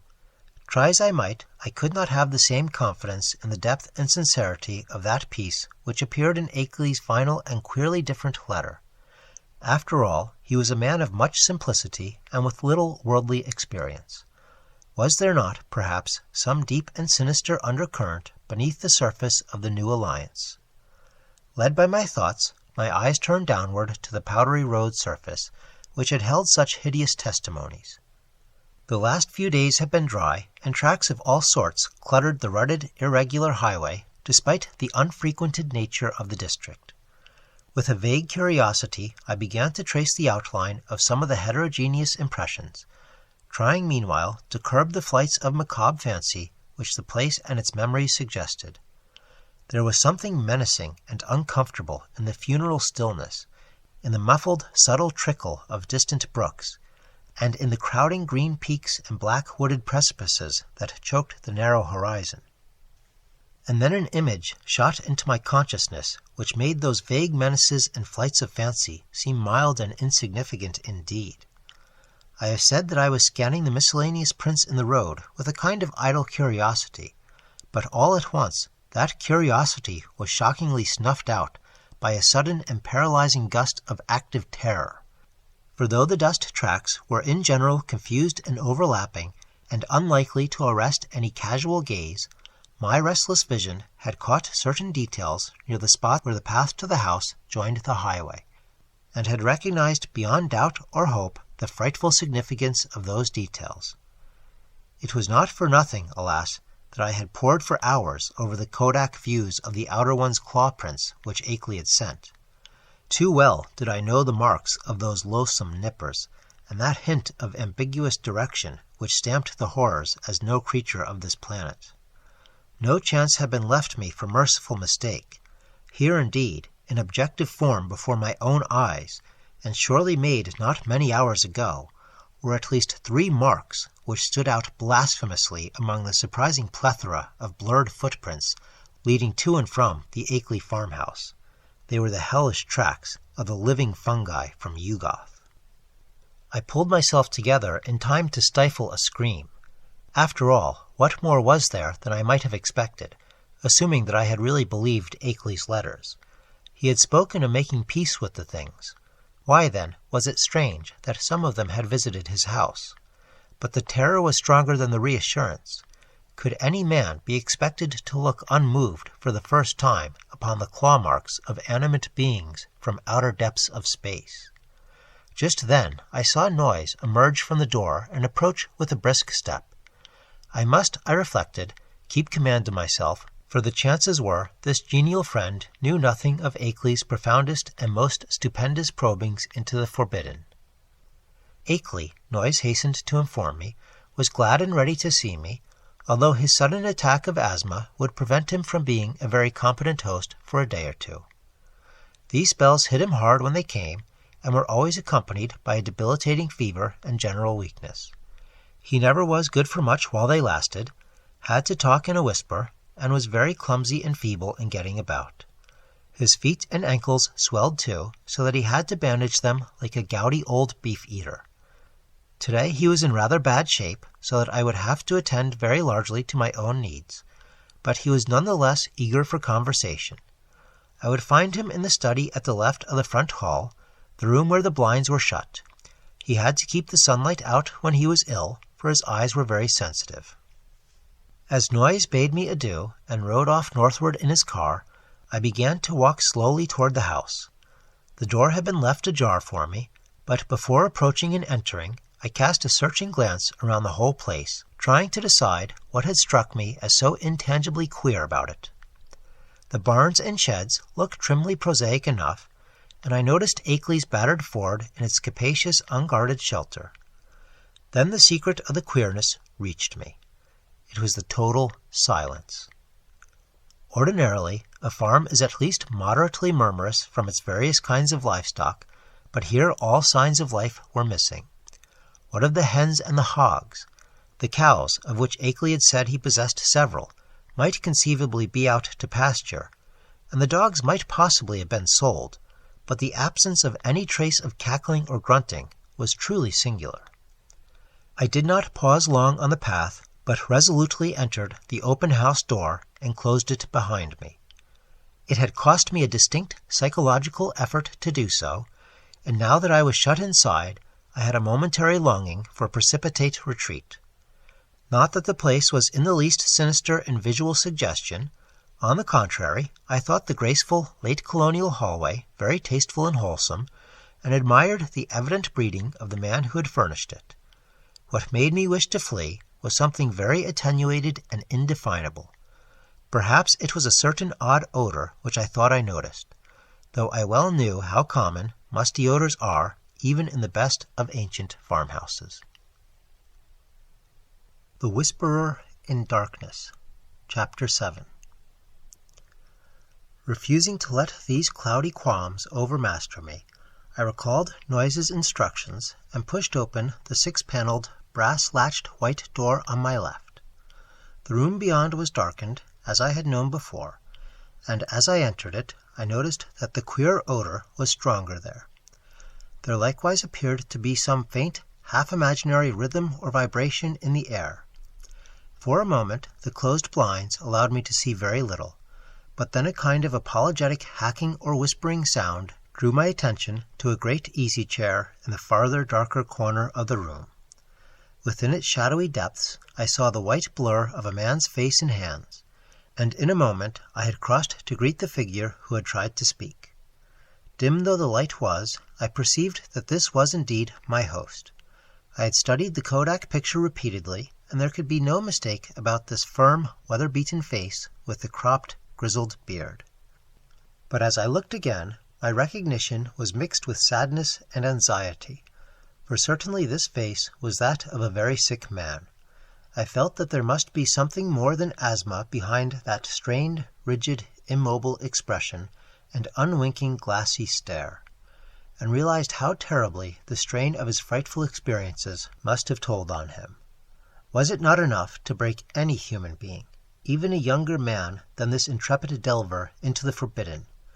The strange and sudden relief, I feared, had come too late to save him from something like a general breakdown. There was a touch of the pitiful in the limp, lifeless way his lean hands rested in his lap.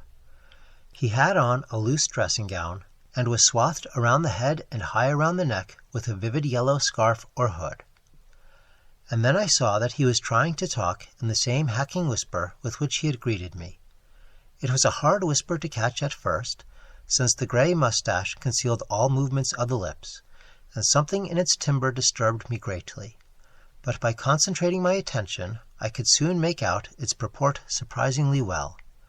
The accent was by no means a rustic one, and the language was even more polished than correspondence had led me to expect. "Mr. Wilmarth, I presume. You must pardon my not rising. I am quite ill, as Mr. Noyes must have told you, but I could not resist having you come just the same. You know what I wrote in my last letter. There is so much to tell you tomorrow, when I shall feel better. I can't say how glad I am to see you in person after all our many letters. You have the file with you, of course, and the Kodak prints and record. Noyes put your valise in the hall. I suppose you saw it. For tonight I fear you'll have to wait on yourself to a great extent. Your room is upstairs, the one over this, and you'll see the bathroom door open at the head of the staircase. There's a meal spread for you in the dining room, right through this door at your right, which you can take whenever you feel like it. I'll be a better host tomorrow, but just now weakness leaves me helpless. Make yourself at home. You might take out the letters and pictures and record and put them on the table here before you go upstairs with your bag. It is here that we shall discuss them. You can see my phonograph on that corner stand. No thanks, there's nothing you can do for me. I know these spells of old. Just come back for a little quiet visiting before night, and then go to bed when you please. I'll rest right here, perhaps sleep here all night as I often do. In the morning I'll be far better able to go into the things we must go into. You realize, of course, the utterly stupendous nature of the matter before us. To us, as to only a few men on this earth, there will be opened up gulfs of time and space and knowledge beyond anything within the conception of human science and philosophy. Do you know that Einstein is wrong, and that certain objects and forces can move with a velocity greater than that of light? With proper aid, I expect to go backward and forward in time, and actually see and feel the earth of remote past and future epochs. You can't imagine the degree to which those beings have carried science. There is nothing they can't do with the mind and body of living organisms. I expect to visit other planets, and even other stars and galaxies. The first trip will be to Yugoth, the nearest world fully peopled by the beings. It is a strange dark orb at the very rim of our solar system, unknown to earthly astronomers as yet. But I must have written you about this. At the proper time, you know, the beings there will direct thought currents toward us and cause it to be discovered, or perhaps let one of their human allies give the scientists a hint. There are mighty cities on Yugoth, great tiers of terraced towers built of black stone like the specimen I tried to send you. That came from Yugoth. The sun shines there no brighter than a star, but the beings need no light. They have other, subtler senses, and put no windows in their great houses and temples. Light even hurts and hampers and confuses them, for it does not exist at all in the black cosmos outside time and space where they came from originally. To visit Yugoth would drive any weak man mad, yet I am going there. The black rivers of pitch that flow under those mysterious cyclopean bridges, things built by some elder race extinct and forgotten before the things came to Yugoth from the ultimate voids, ought to be enough to make any man a Dante or Poe if he can keep sane long enough to tell what he has seen. But remember, that dark world of fungoid gardens and windowless cities isn't really terrible. It is only to us that it would seem so. Probably this world seemed just as terrible to the beings when they first explored it in the primal age. You know they were here long before the fabulous epoch of Cthulhu was over, and remember all about sunken Relier when it was above the waters. They've been inside the earth, too. There are openings which human beings know nothing of, some of them in these very Vermont hills, and great worlds of unknown life down there. Blue-litten Knayan, red-litten Yoth, and black lightless Nakai. It's from Nakai that frightful Satagwa came. You know, the amorphous toad-like god creature mentioned in the Pyknotic manuscripts and the Necronomicon, and the Comorium myth cycle preserved by the Atlantean high priest Clarkeshtan. But we will talk of all this later on. It must be 4 or 5 o'clock by this time. Better bring the stuff from your bag, take a bite, and then come back for a comfortable chat. Very slowly, I turned and began to obey my host, fetching my valise, extracting and depositing the desired articles, and finally ascending to the room designated as mine. With the memory of that roadside claw print fresh in my mind, Akeley's whispered paragraphs had affected me queerly, and the hints of familiarity with this unknown world of fungus life, forbidden Yugoth, made my flesh creep more than I cared to own. I was tremendously sorry about Akeley's illness, but had to confess that his hoarse whisper had a hateful as well as pitiful quality. If only he wouldn't gloat so about Yugoth and its black secrets. My room proved a very pleasant and well-furnished one, devoid alike of the musty odor and disturbing sense of vibration, and after leaving my valise there, I descended again to greet Akeley and take the lunch he had set out for me. The dining room was just beyond the study, and I saw that a kitchen L extended still farther in the same direction. On the dining table, an ample array of sandwiches, cake, and cheese awaited me, and a thermos bottle beside a cup and saucer testified that hot coffee had not been forgotten. After a well-relished meal, I poured myself a liberal cup of coffee, but found that the culinary standard had suffered a lapse in this one detail. My first spoonful revealed a faintly unpleasant acrid taste, so that I did not take more. Throughout the lunch, I thought of Akeley sitting silently in the great chair in the darkened next room. Once I went in to beg him to share the repast, but he whispered that he could eat nothing as yet. Later on, just before he slept, he would take some malted milk, all he ought to have that day. After lunch, I insisted on clearing the dishes away and washing them in the kitchen sink, incidentally emptying the coffee which I had not been able to appreciate. Then returning to the darkened study, I drew up a chair near my host's corner and prepared for such conversation as he might feel inclined to conduct. The letters, pictures, and record were still on the large center table, but for the nonce we did not have to draw upon them. Before long, I forgot even the bizarre odor and curious suggestions of vibration. I have said that there were things in some of Akeley's letters, especially the second and most voluminous one, which I would not dare to quote or even form into words on paper.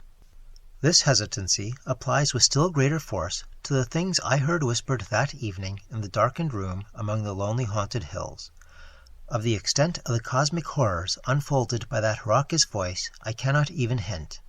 He had known hideous things before, but what he had learned since making his pact with the outside things was almost too much for sanity to bear.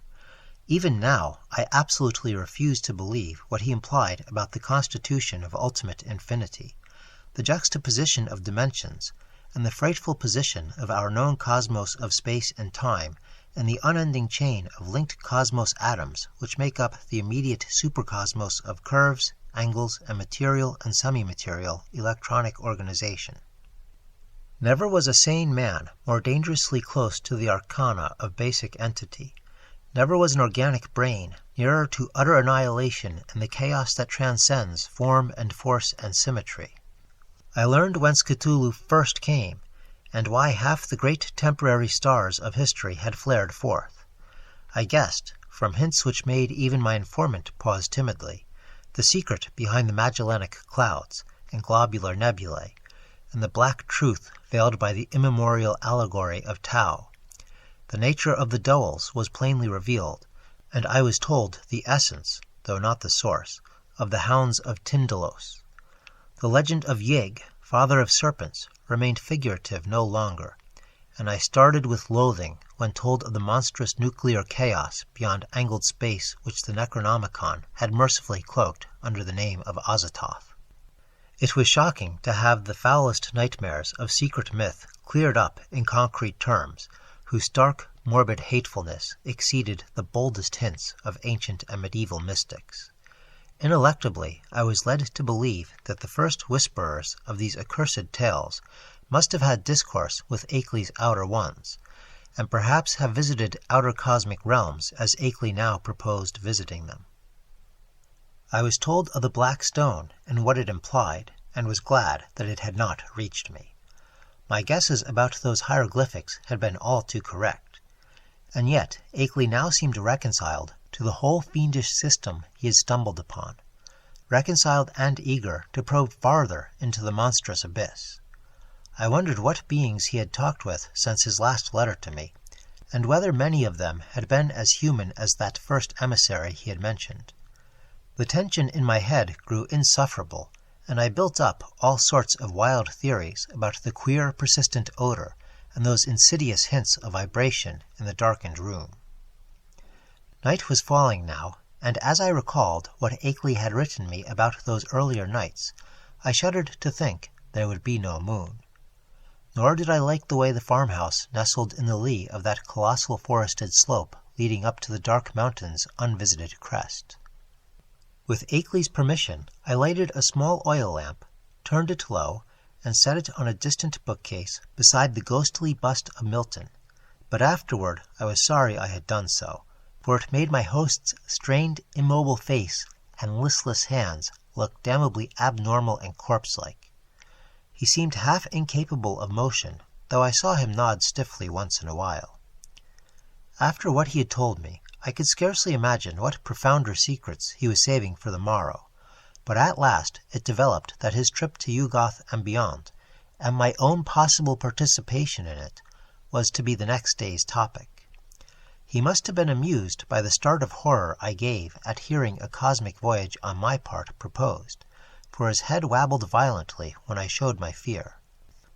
Subsequently, he spoke very gently of how human beings might accomplish, and several times had accomplished, the seemingly impossible flight across the interstellar void. It seemed that complete human bodies did not indeed make the trip, but that the prodigious surgical, biological, chemical, and mechanical skill of the outer ones had found a way to convey human brains without their concomitant physical structure. There was a harmless way to extract a brain and a way to keep the organic residue alive during its absence. The bare, compact cerebral matter was then immersed in an occasionally replenished fluid within an ether-tight cylinder of a metal mined in Yugoth, certain electrodes reaching through and connecting at will with elaborate instruments capable of duplicating the three vital faculties of sight, hearing, and speech. For the winged fungus beings, to carry the brain cylinders intact through space was an easy matter. Then, on every planet covered by their civilization, they would find plenty of adjustable faculty instruments capable of being connected with the encased brains, so that after a little fitting, these traveling intelligences could be given a full sensory and articulate life, albeit a bodiless and mechanical one, at each stage of their journeying through and beyond the space-time continuum. It was as simple as carrying a phonograph record about and playing it wherever a phonograph of the corresponding make exists. Of its success there could be no question. Akeley was not afraid, had it not been brilliantly accomplished again and again. For the first time, one of the inert, wasted hands raised itself and pointed to a high shelf on the farther side of the room. There, in a neat row, stood more than a dozen cylinders of a metal I had never seen before, cylinders about a foot high and somewhat less in diameter, with three curious sockets set in an isosceles triangle over the front convex surface of each. One of them was linked at two of the sockets to a pair of singular-looking machines that stood in the background. Of their purport I did not need to be told, and I shivered as with ague. Then I saw a hand point to a much nearer corner where some intricate instruments with attached cords and plugs, several of them much like the two devices on the shelf behind the cylinders, were huddled together. "There are 4 kinds of instruments here, Wilmarth," whispered the voice. 4 kinds, 3 faculties each, make 12 pieces in all. You see there are 4 different sorts of beings presented in those cylinders up there. 3 humans, 6 fungoid beings who can't navigate space corporeally, 2 beings from Neptune. God, if you could see the body this type has on its own planet. And the rest entities from the central caverns of an especially interesting dark star beyond the galaxy. In the principal outpost inside Round Hill, you'll now and then find more cylinders and machines. Cylinders of extra-cosmic brains with different senses from any we know. allies and explorers from the uttermost outside, and special machines for giving them impressions and expression in the several ways suited at once to them and to the comprehensions of different types of listeners. Round Hill, like most of the being's main outposts all through the various universes, is a very cosmopolitan place. Of course, only the more common types have been lent me for experiment. Here, take the 3 machines I point to and set them on the table. That tall one with the 2 glass lenses in front, then the box with the vacuum tubes and sounding board, and now the one with the metal disc on top. Now for the cylinder with the label B67 pasted on it. Just stand in that Windsor chair to reach the shelf. Heavy? Never mind. Be sure of the number, B67. Don't bother that fresh, shiny cylinder joined to the 2 testing instruments, the one with my name on it. Set B67 on the table near where you've put the machines, and see that the dial switch on all 3 machines is jammed over to the extreme left. Now connect the cord of the lens machine with the upper socket on the cylinder, there. Join the tube machine to the lower left-hand socket, and the disc apparatus to the outer socket. Now, move all the dial switches on the machines over to the extreme right, first the lens one, then the disc one, and then the tube one. That's right. I might as well tell you that this is a human being, just like any of us. I'll give you a taste of some of the others tomorrow. To this day, I do not know why I obeyed those whispers so slavishly, or whether I thought Akeley was mad or sane. After what had gone before, I ought to have been prepared for anything, but this mechanical mummery seemed so like the typical vagaries of crazed inventors and scientists that it struck a chord of doubt which even the preceding discourse had not excited. What the whisperer implied was beyond all human belief, yet were not the other things still farther beyond, and less preposterous only because of their remoteness from tangible concrete proof? As my mind reeled amidst this chaos, I became conscious of a mixed grating and whirring from all 3 machines lately linked to the cylinder, a grating and whirring which soon subsided into virtual noiselessness. What was about to happen? Was I to hear a voice? And if so, what proof would I have that it was not some cleverly concocted radio device talked into by a concealed but closely watching speaker? Even now I am unwilling to swear just what I heard, or just what phenomenon really took place before me, but something certainly seemed to take place. To be brief and plain, the machine with the tubes and sound box began to speak, and with a point and intelligence which left no doubt that the speaker was actually present and observing us. The voice was loud, metallic, lifeless, and plainly mechanical in every detail of its production. It was incapable of inflection or expressiveness, but scraped and rattled on with a deadly precision and deliberation. "Mr. Wilmarth," it said, "I hope I do not startle you. I am a human being like yourself, though my body is now resting safely under proper vitalizing treatment inside Round Hill, about 1.5 miles east of here. I myself am here with you. My brain is in that cylinder, and I see, hear, and speak through these electronic vibrators. In a week I am going across the void as I have been many times before, and I expect to have the pleasure of Mr. Akeley's company. I wish I might have yours as well, for I know you by sight and reputation, and have kept close track of your correspondence with our friend. I am, of course, one of the men who have become allied with the outside beings visiting our planet. I met them first in the Himalayas and have helped them in various ways. In return they have given me experiences such as few men have ever had. Do you realize what it means when I say I have been on 37 different celestial bodies, planets, dark stars, and less definable objects, including 8 outside our galaxy and 2 outside the curved cosmos of space and time? All this has not harmed me in the least. My brain has been removed from my body by fissions so adroit that it would be crude to call the operation surgery. The visiting beings have methods which make these extractions easy and almost normal, and one's body never ages when the brain is out of it. The brain, I may add, is virtually immortal with its mechanical faculties and a limited nourishment supplied by occasional changes of the preserving fluid. Altogether, I hope most heartily that you will decide to come with Mr. Akeley and me. The visitors are eager to know men of knowledge like yourself, and to show them the great abysses that most of us had to dream about in fanciful ignorance. It may seem strange at first to meet them, but I know you will be above minding that. I think Mr. Noyes will go along too, the man who doubtless brought you up here in his car. He has been one of us for years. I suppose you recognized his voice as one of those on the record Mr. Akeley sent you." At my violent start, the speaker paused a moment before concluding. "So, Mr. Wilmarth, I will leave the matter to you, merely adding that a man with your love of strangeness and folklore ought never to miss such a chance as this. There is nothing to fear. All transitions are painless, and there is much to enjoy in a wholly mechanized state of sensation. When the electrodes are disconnected, one merely drops off into a sleep of especially vivid and fantastic dreams. And now, if you don't mind, we might adjourn our session till tomorrow. Good night. Just turn all the switches back to the left.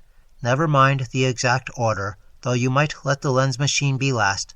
Good night, Mr. Akeley. Treat our guest well. Ready now with those switches." That was all. I obeyed mechanically and shut off all 3 switches, though dazed with doubt of everything that had occurred. My head was still reeling as I heard Akeley's whispering voice telling me that I might leave all the apparatus on the table just as it was. He did not essay any comment on what had happened, and indeed no comment could have conveyed much to my burdened faculties. I heard him telling me I could take the lamp to use in my room, and deduced that he wished to rest alone in the dark. It was surely time he rested, for his discourse of the afternoon and evening had been such as to exhaust even a vigorous man. Still dazed, I bade my host good night and went upstairs with the lamp, although I had an excellent pocket flashlight with me. I was glad to be out of that downstairs study with the queer odor and vague suggestions of vibration, yet could not, of course, escape a hideous sense of dread and peril and cosmic abnormality as I thought of the place I was in and the forces I was meeting. The wild, lonely region, the black, mysteriously forested slope towering so close behind the house, the footprints in the road, the sick, motionless whisperer in the dark, the hellish cylinders and machines, and above all, the invitations to strange surgery and stranger voyagings. These things, all so new and in such sudden succession, rushed in on me with a cumulative force which sapped my will and almost undermined my physical strength. To discover that my guide, Noyes, was the human celebrant in that monstrous bygone Sabbat ritual on the phonograph record was a particular shock, though I had previously sensed a dim repellent familiarity in his voice. Another special shock came from my own attitude toward my host, whenever I paused to analyze it. For much as I had instinctively liked Akeley as revealed in his correspondence, I now found that he filled me with a distinct repulsion. His illness ought to have excited my pity, but instead it gave me kind of a shudder. He was so rigid and inert and corpse-like, and that incessant whispering was so hateful and unhuman. It occurred to me that this whispering was different from anything else of the kind I had ever heard, that despite the curious motionlessness of the speaker's mustache-screamed lips, it had a latent strength and carrying power remarkable for the wheezings of an asthmatic. I had been able to understand the speaker when wholly across the room, and once or twice it had seemed to me that the faint but penetrant sounds represented not so much weakness as deliberate repression. For what reason I could not guess. From the first I had felt a disturbing quality in their timbre. Now, when I tried to weigh the matter, I thought I could trace this impression to a kind of subconscious familiarity, like that which had made Noyes's voice so hazily ominous. But when or where I had encountered the thing it hinted at was more than I could tell. One thing was certain, I would not spend another night here. My scientific zeal had vanished amidst fear and loathing, and I felt nothing now but a wish to escape from this net of morbidity and unnatural revelation. I knew enough now. It must indeed be true that cosmic linkages do exist, but such things are surely not meant for normal human beings to meddle with. Blasphemous influences seemed to surround me and press chokingly upon my senses. Sleep, I decided, would be out of the question, so I merely extinguished the lamp and threw myself on the bed, fully dressed. No doubt it was absurd, but I kept ready for some unknown emergency, gripping in my right hand the revolver I had brought along, and holding the pocket flashlight in my left. Not a sound came from below, and I could imagine how my host was sitting there with cadaverous stiffness in the dark. Somewhere I heard a clock ticking, and was vaguely grateful for the normality of the sound. It reminded me, though, of another thing about the region which disturbed me: the total absence of animal life. There were certainly no farm beasts about, and now I realized that even the accustomed night noises of wild living things was absent. Except for the sinister trickle of distant unseen waters, that stillness was anomalous, interplanetary, and I wondered what star-spawned, intangible blight could be hanging over the region. I recalled from old legends that dogs and other beasts had always hated the outer ones, and thought of what those tracks in the road might mean. The Whisperer in Darkness, Chapter 8. Do not ask me how long my unexpected lapse into slumber lasted, or how much of what ensued was sheer dream.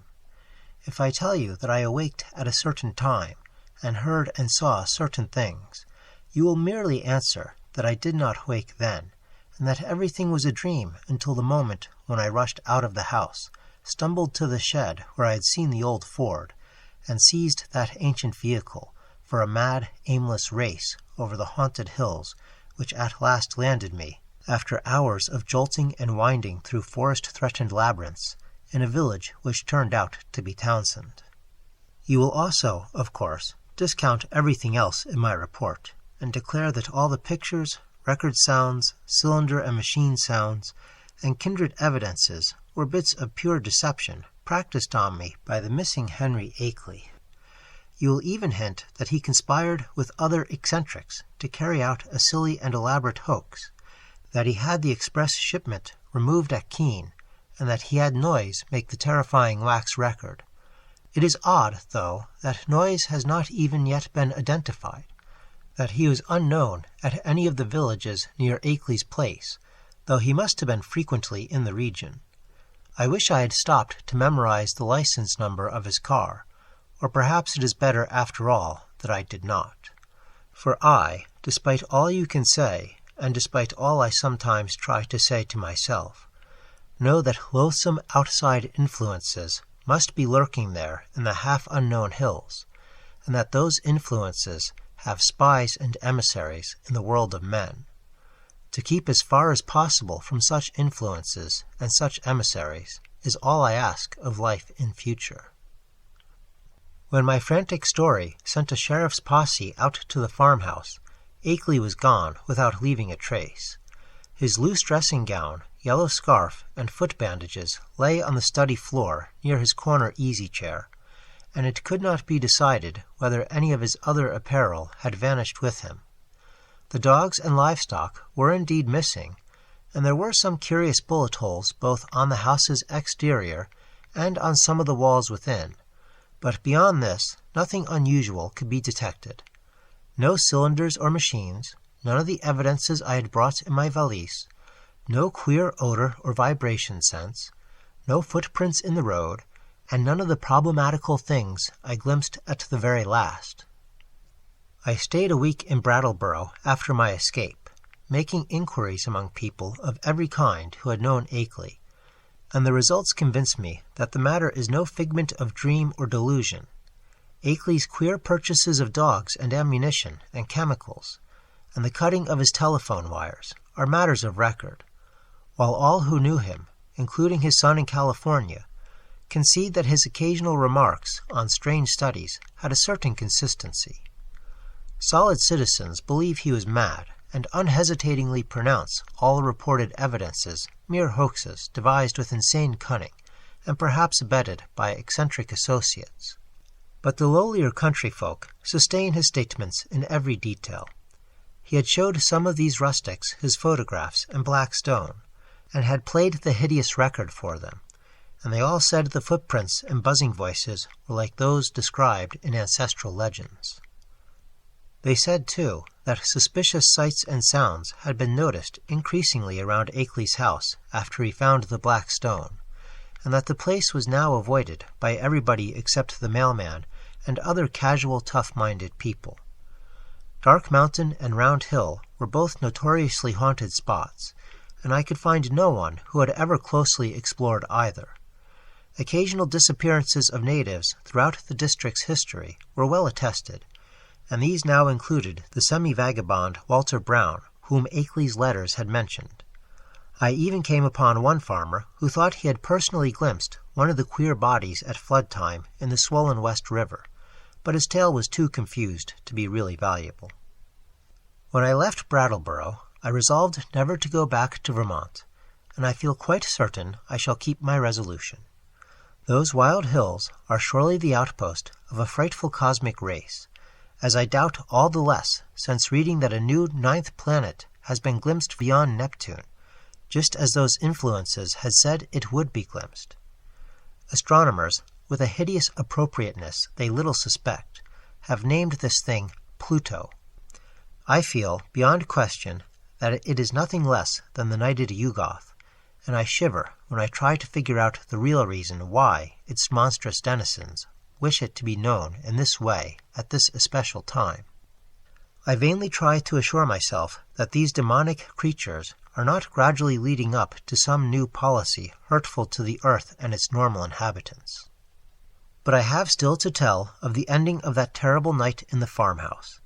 As I have said, I did finally drop into a troubled doze, a doze filled with bits of dream which involved monstrous landscape glimpses. Just what awaked me I cannot yet say, but that I did indeed awake at this given point I feel very certain.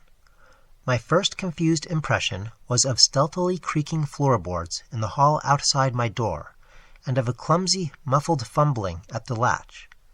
This, however, ceased almost at once, so that my really clear impressions began with the voices heard from the study below. There seemed to be several speakers, and I judged that they were controversially engaged. By the time I had listened a few seconds, I was broad awake, for the nature of the voices was such as to make all thought of sleep ridiculous. The tones were curiously varied, and no one who had listened to that accursed phonograph record could harbor any doubts about the nature of at least 2 of them. Hideous though the idea was, I knew that I was under the same roof with nameless things from abysmal space, for those 2 voices were unmistakably the blasphemous buzzings which the outside beings used in their communications with men. The 2 were individually different in pitch, accent, and tempo, but they were both of the same damnable general kind. A third voice was indubitably that of a mechanical utterance machine connected with one of the detached brains in the cylinders. There was as little doubt about that as about the buzzings, for the loud, metallic, lifeless voice of the previous evening, with its inflectionless, expressionless scraping and rattling, and its impersonal precision and deliberation, had been utterly unforgettable. For a time I did not pause to question whether the intelligence behind the scraping was the identical one which had formerly talked to me, but shortly afterward I reflected that any brain would emit vocal sounds of the same quality if linked to the same mechanical speech producer, the only possible differences being in language, rhythm, speed, and pronunciation. To complete the eldritch colloquy, there were 2 actually human voices, one the crude speech of an unknown and evidently rustic man, and the other the suave Bostonian tones of my erstwhile guide, Noise. As I tried to catch the words which the stoutly fashioned floor so bafflingly intercepted, I was also conscious of a great deal of stirring and scratching and shuffling in the room below, so that I could not escape the impression that it was full of living beings, many more than those few whose speech I could single out.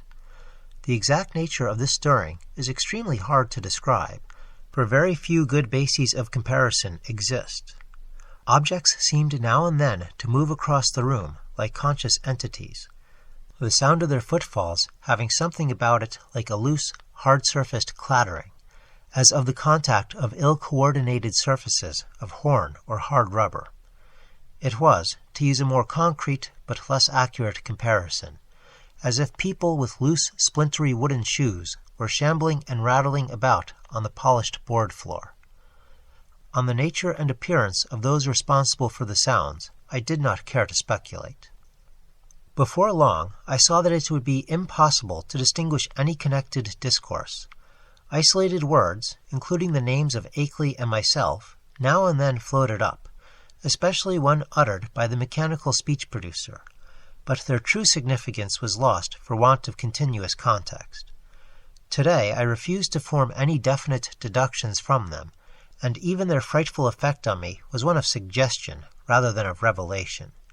A terrible and abnormal conclave, I felt certain, was assembled below me, but for what shocking deliberations I could not tell. It was curious how this unquestioned sense of the malign and the blasphemous pervaded me despite Akeley's assurances of the outsider's friendliness.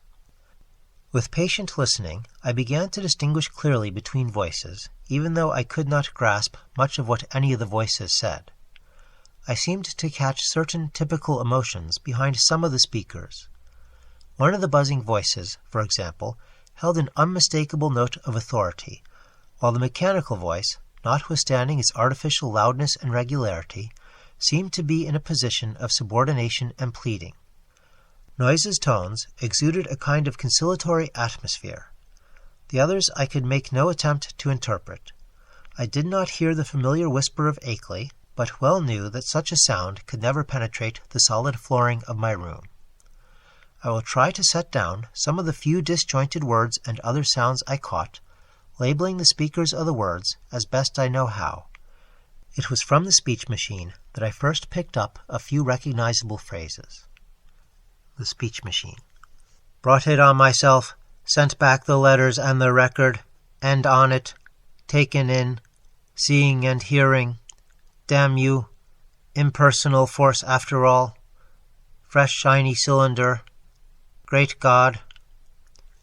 First buzzing voice. Time we stopped, small and human, Akeley, brain, saying. Second buzzing voice. Nyarlathotep, Wilmarth, records and letters, cheap imposture. Noise. An unpronounceable word or name, possibly Nagakatun. Harmless. Peace. Couple of weeks. Theatrical. Told you that before. First buzzing voice. No reason. Original plan. FX. Noise can watch. Round hill.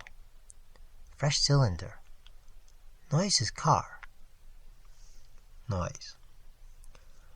Well, all yours. Down here. Rest. Place. Several voices at once in indistinguishable speech. Many footfalls, including the peculiar loose stirring or clattering. A curious sort of flapping sound. The sound of an automobile starting and receding. Silence.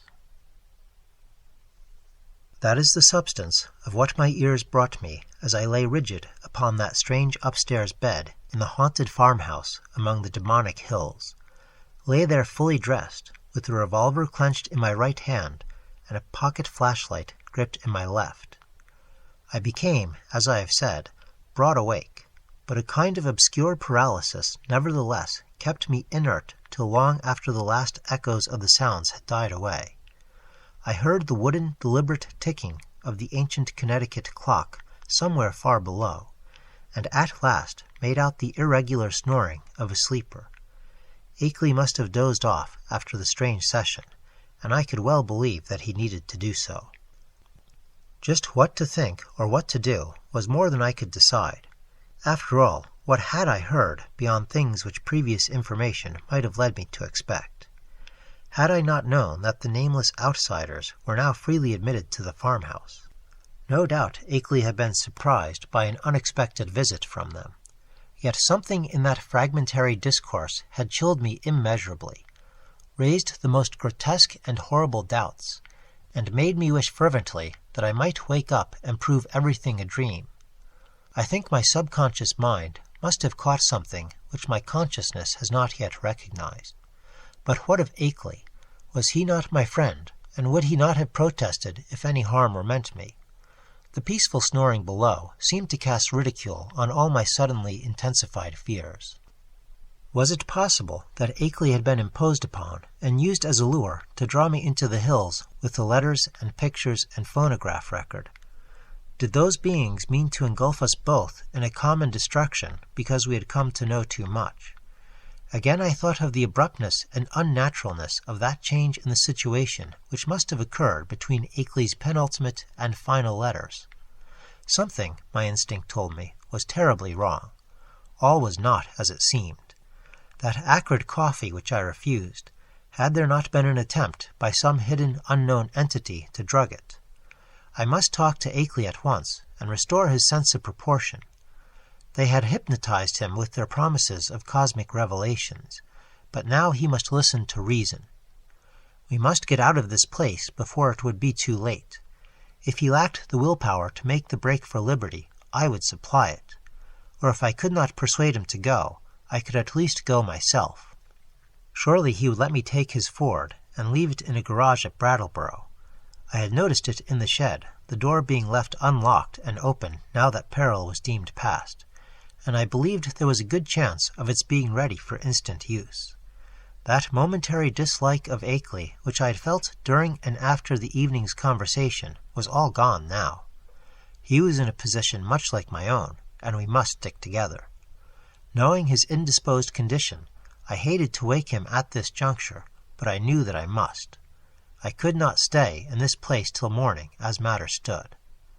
At last I felt able to act, and stretched myself vigorously to regain command of my muscles.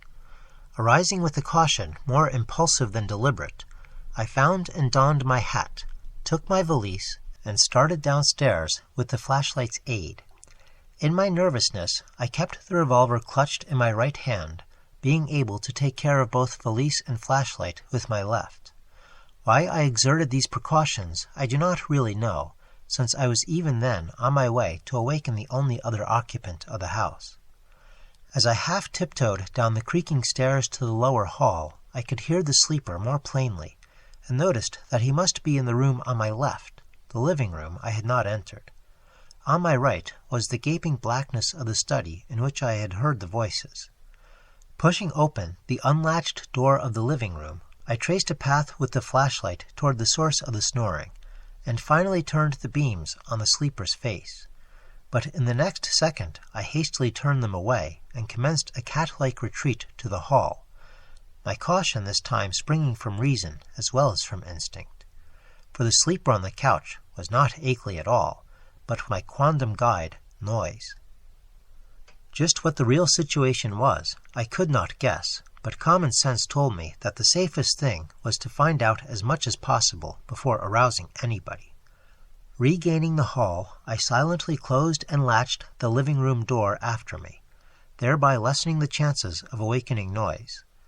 I now cautiously entered the dark study where I expected to find Akeley, whether asleep or awake, in the great corner chair which was evidently his favorite resting place.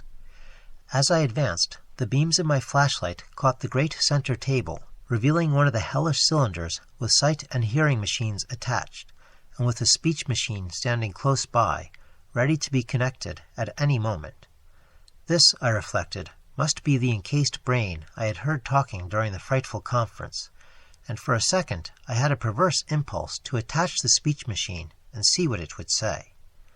It must, I thought, be conscious of my presence even now, since the sight and hearing attachments could not fail to disclose the rays of my flashlight and the faint creaking of the floor beneath my feet. But in the end I did not dare meddle with the thing. I idly saw that it was the fresh, shiny cylinder with Akeley's name on it, which I had noticed on the shelf earlier in the evening, and which my host had told me not to bother. Looking back at that moment, I can only regret my timidity and wish I had boldly caused the apparatus to speak. God knows what mysteries and horrible doubts and questions of identity it might have cleared up. But then it may be merciful that I let it alone. From the table, I turned my flashlight to the corner where I thought Akeley was, but found to my perplexity that the great easy chair was empty of any human occupant, asleep or awake. From the seat to the floor there trailed voluminously the familiar old dressing gown, and near it on the floor lay the yellow scarf and the huge foot bandages I had thought so odd. As I hesitated, striving to conjecture where Akeley might be, and why he had so suddenly discarded his necessary sick-room garments, I observed that the queer odor and sense of vibration were no longer in the room. What had been their cause? Curiously, it occurred to me that I had noticed them only in Akeley's vicinity. They had been the strongest where he sat, and wholly absent except in the room with him or just outside the doors of that room. I paused, letting the flashlight wander about the dark study and racking my brain for explanations of this turn affairs had taken. Would to heaven I had quietly left the place before allowing that light to rest again on the vacant chair. As it turned out, I did not leave quietly, but with a muffled shriek which must have disturbed, though it did not quite awake, the sleeping sentinel across the hall.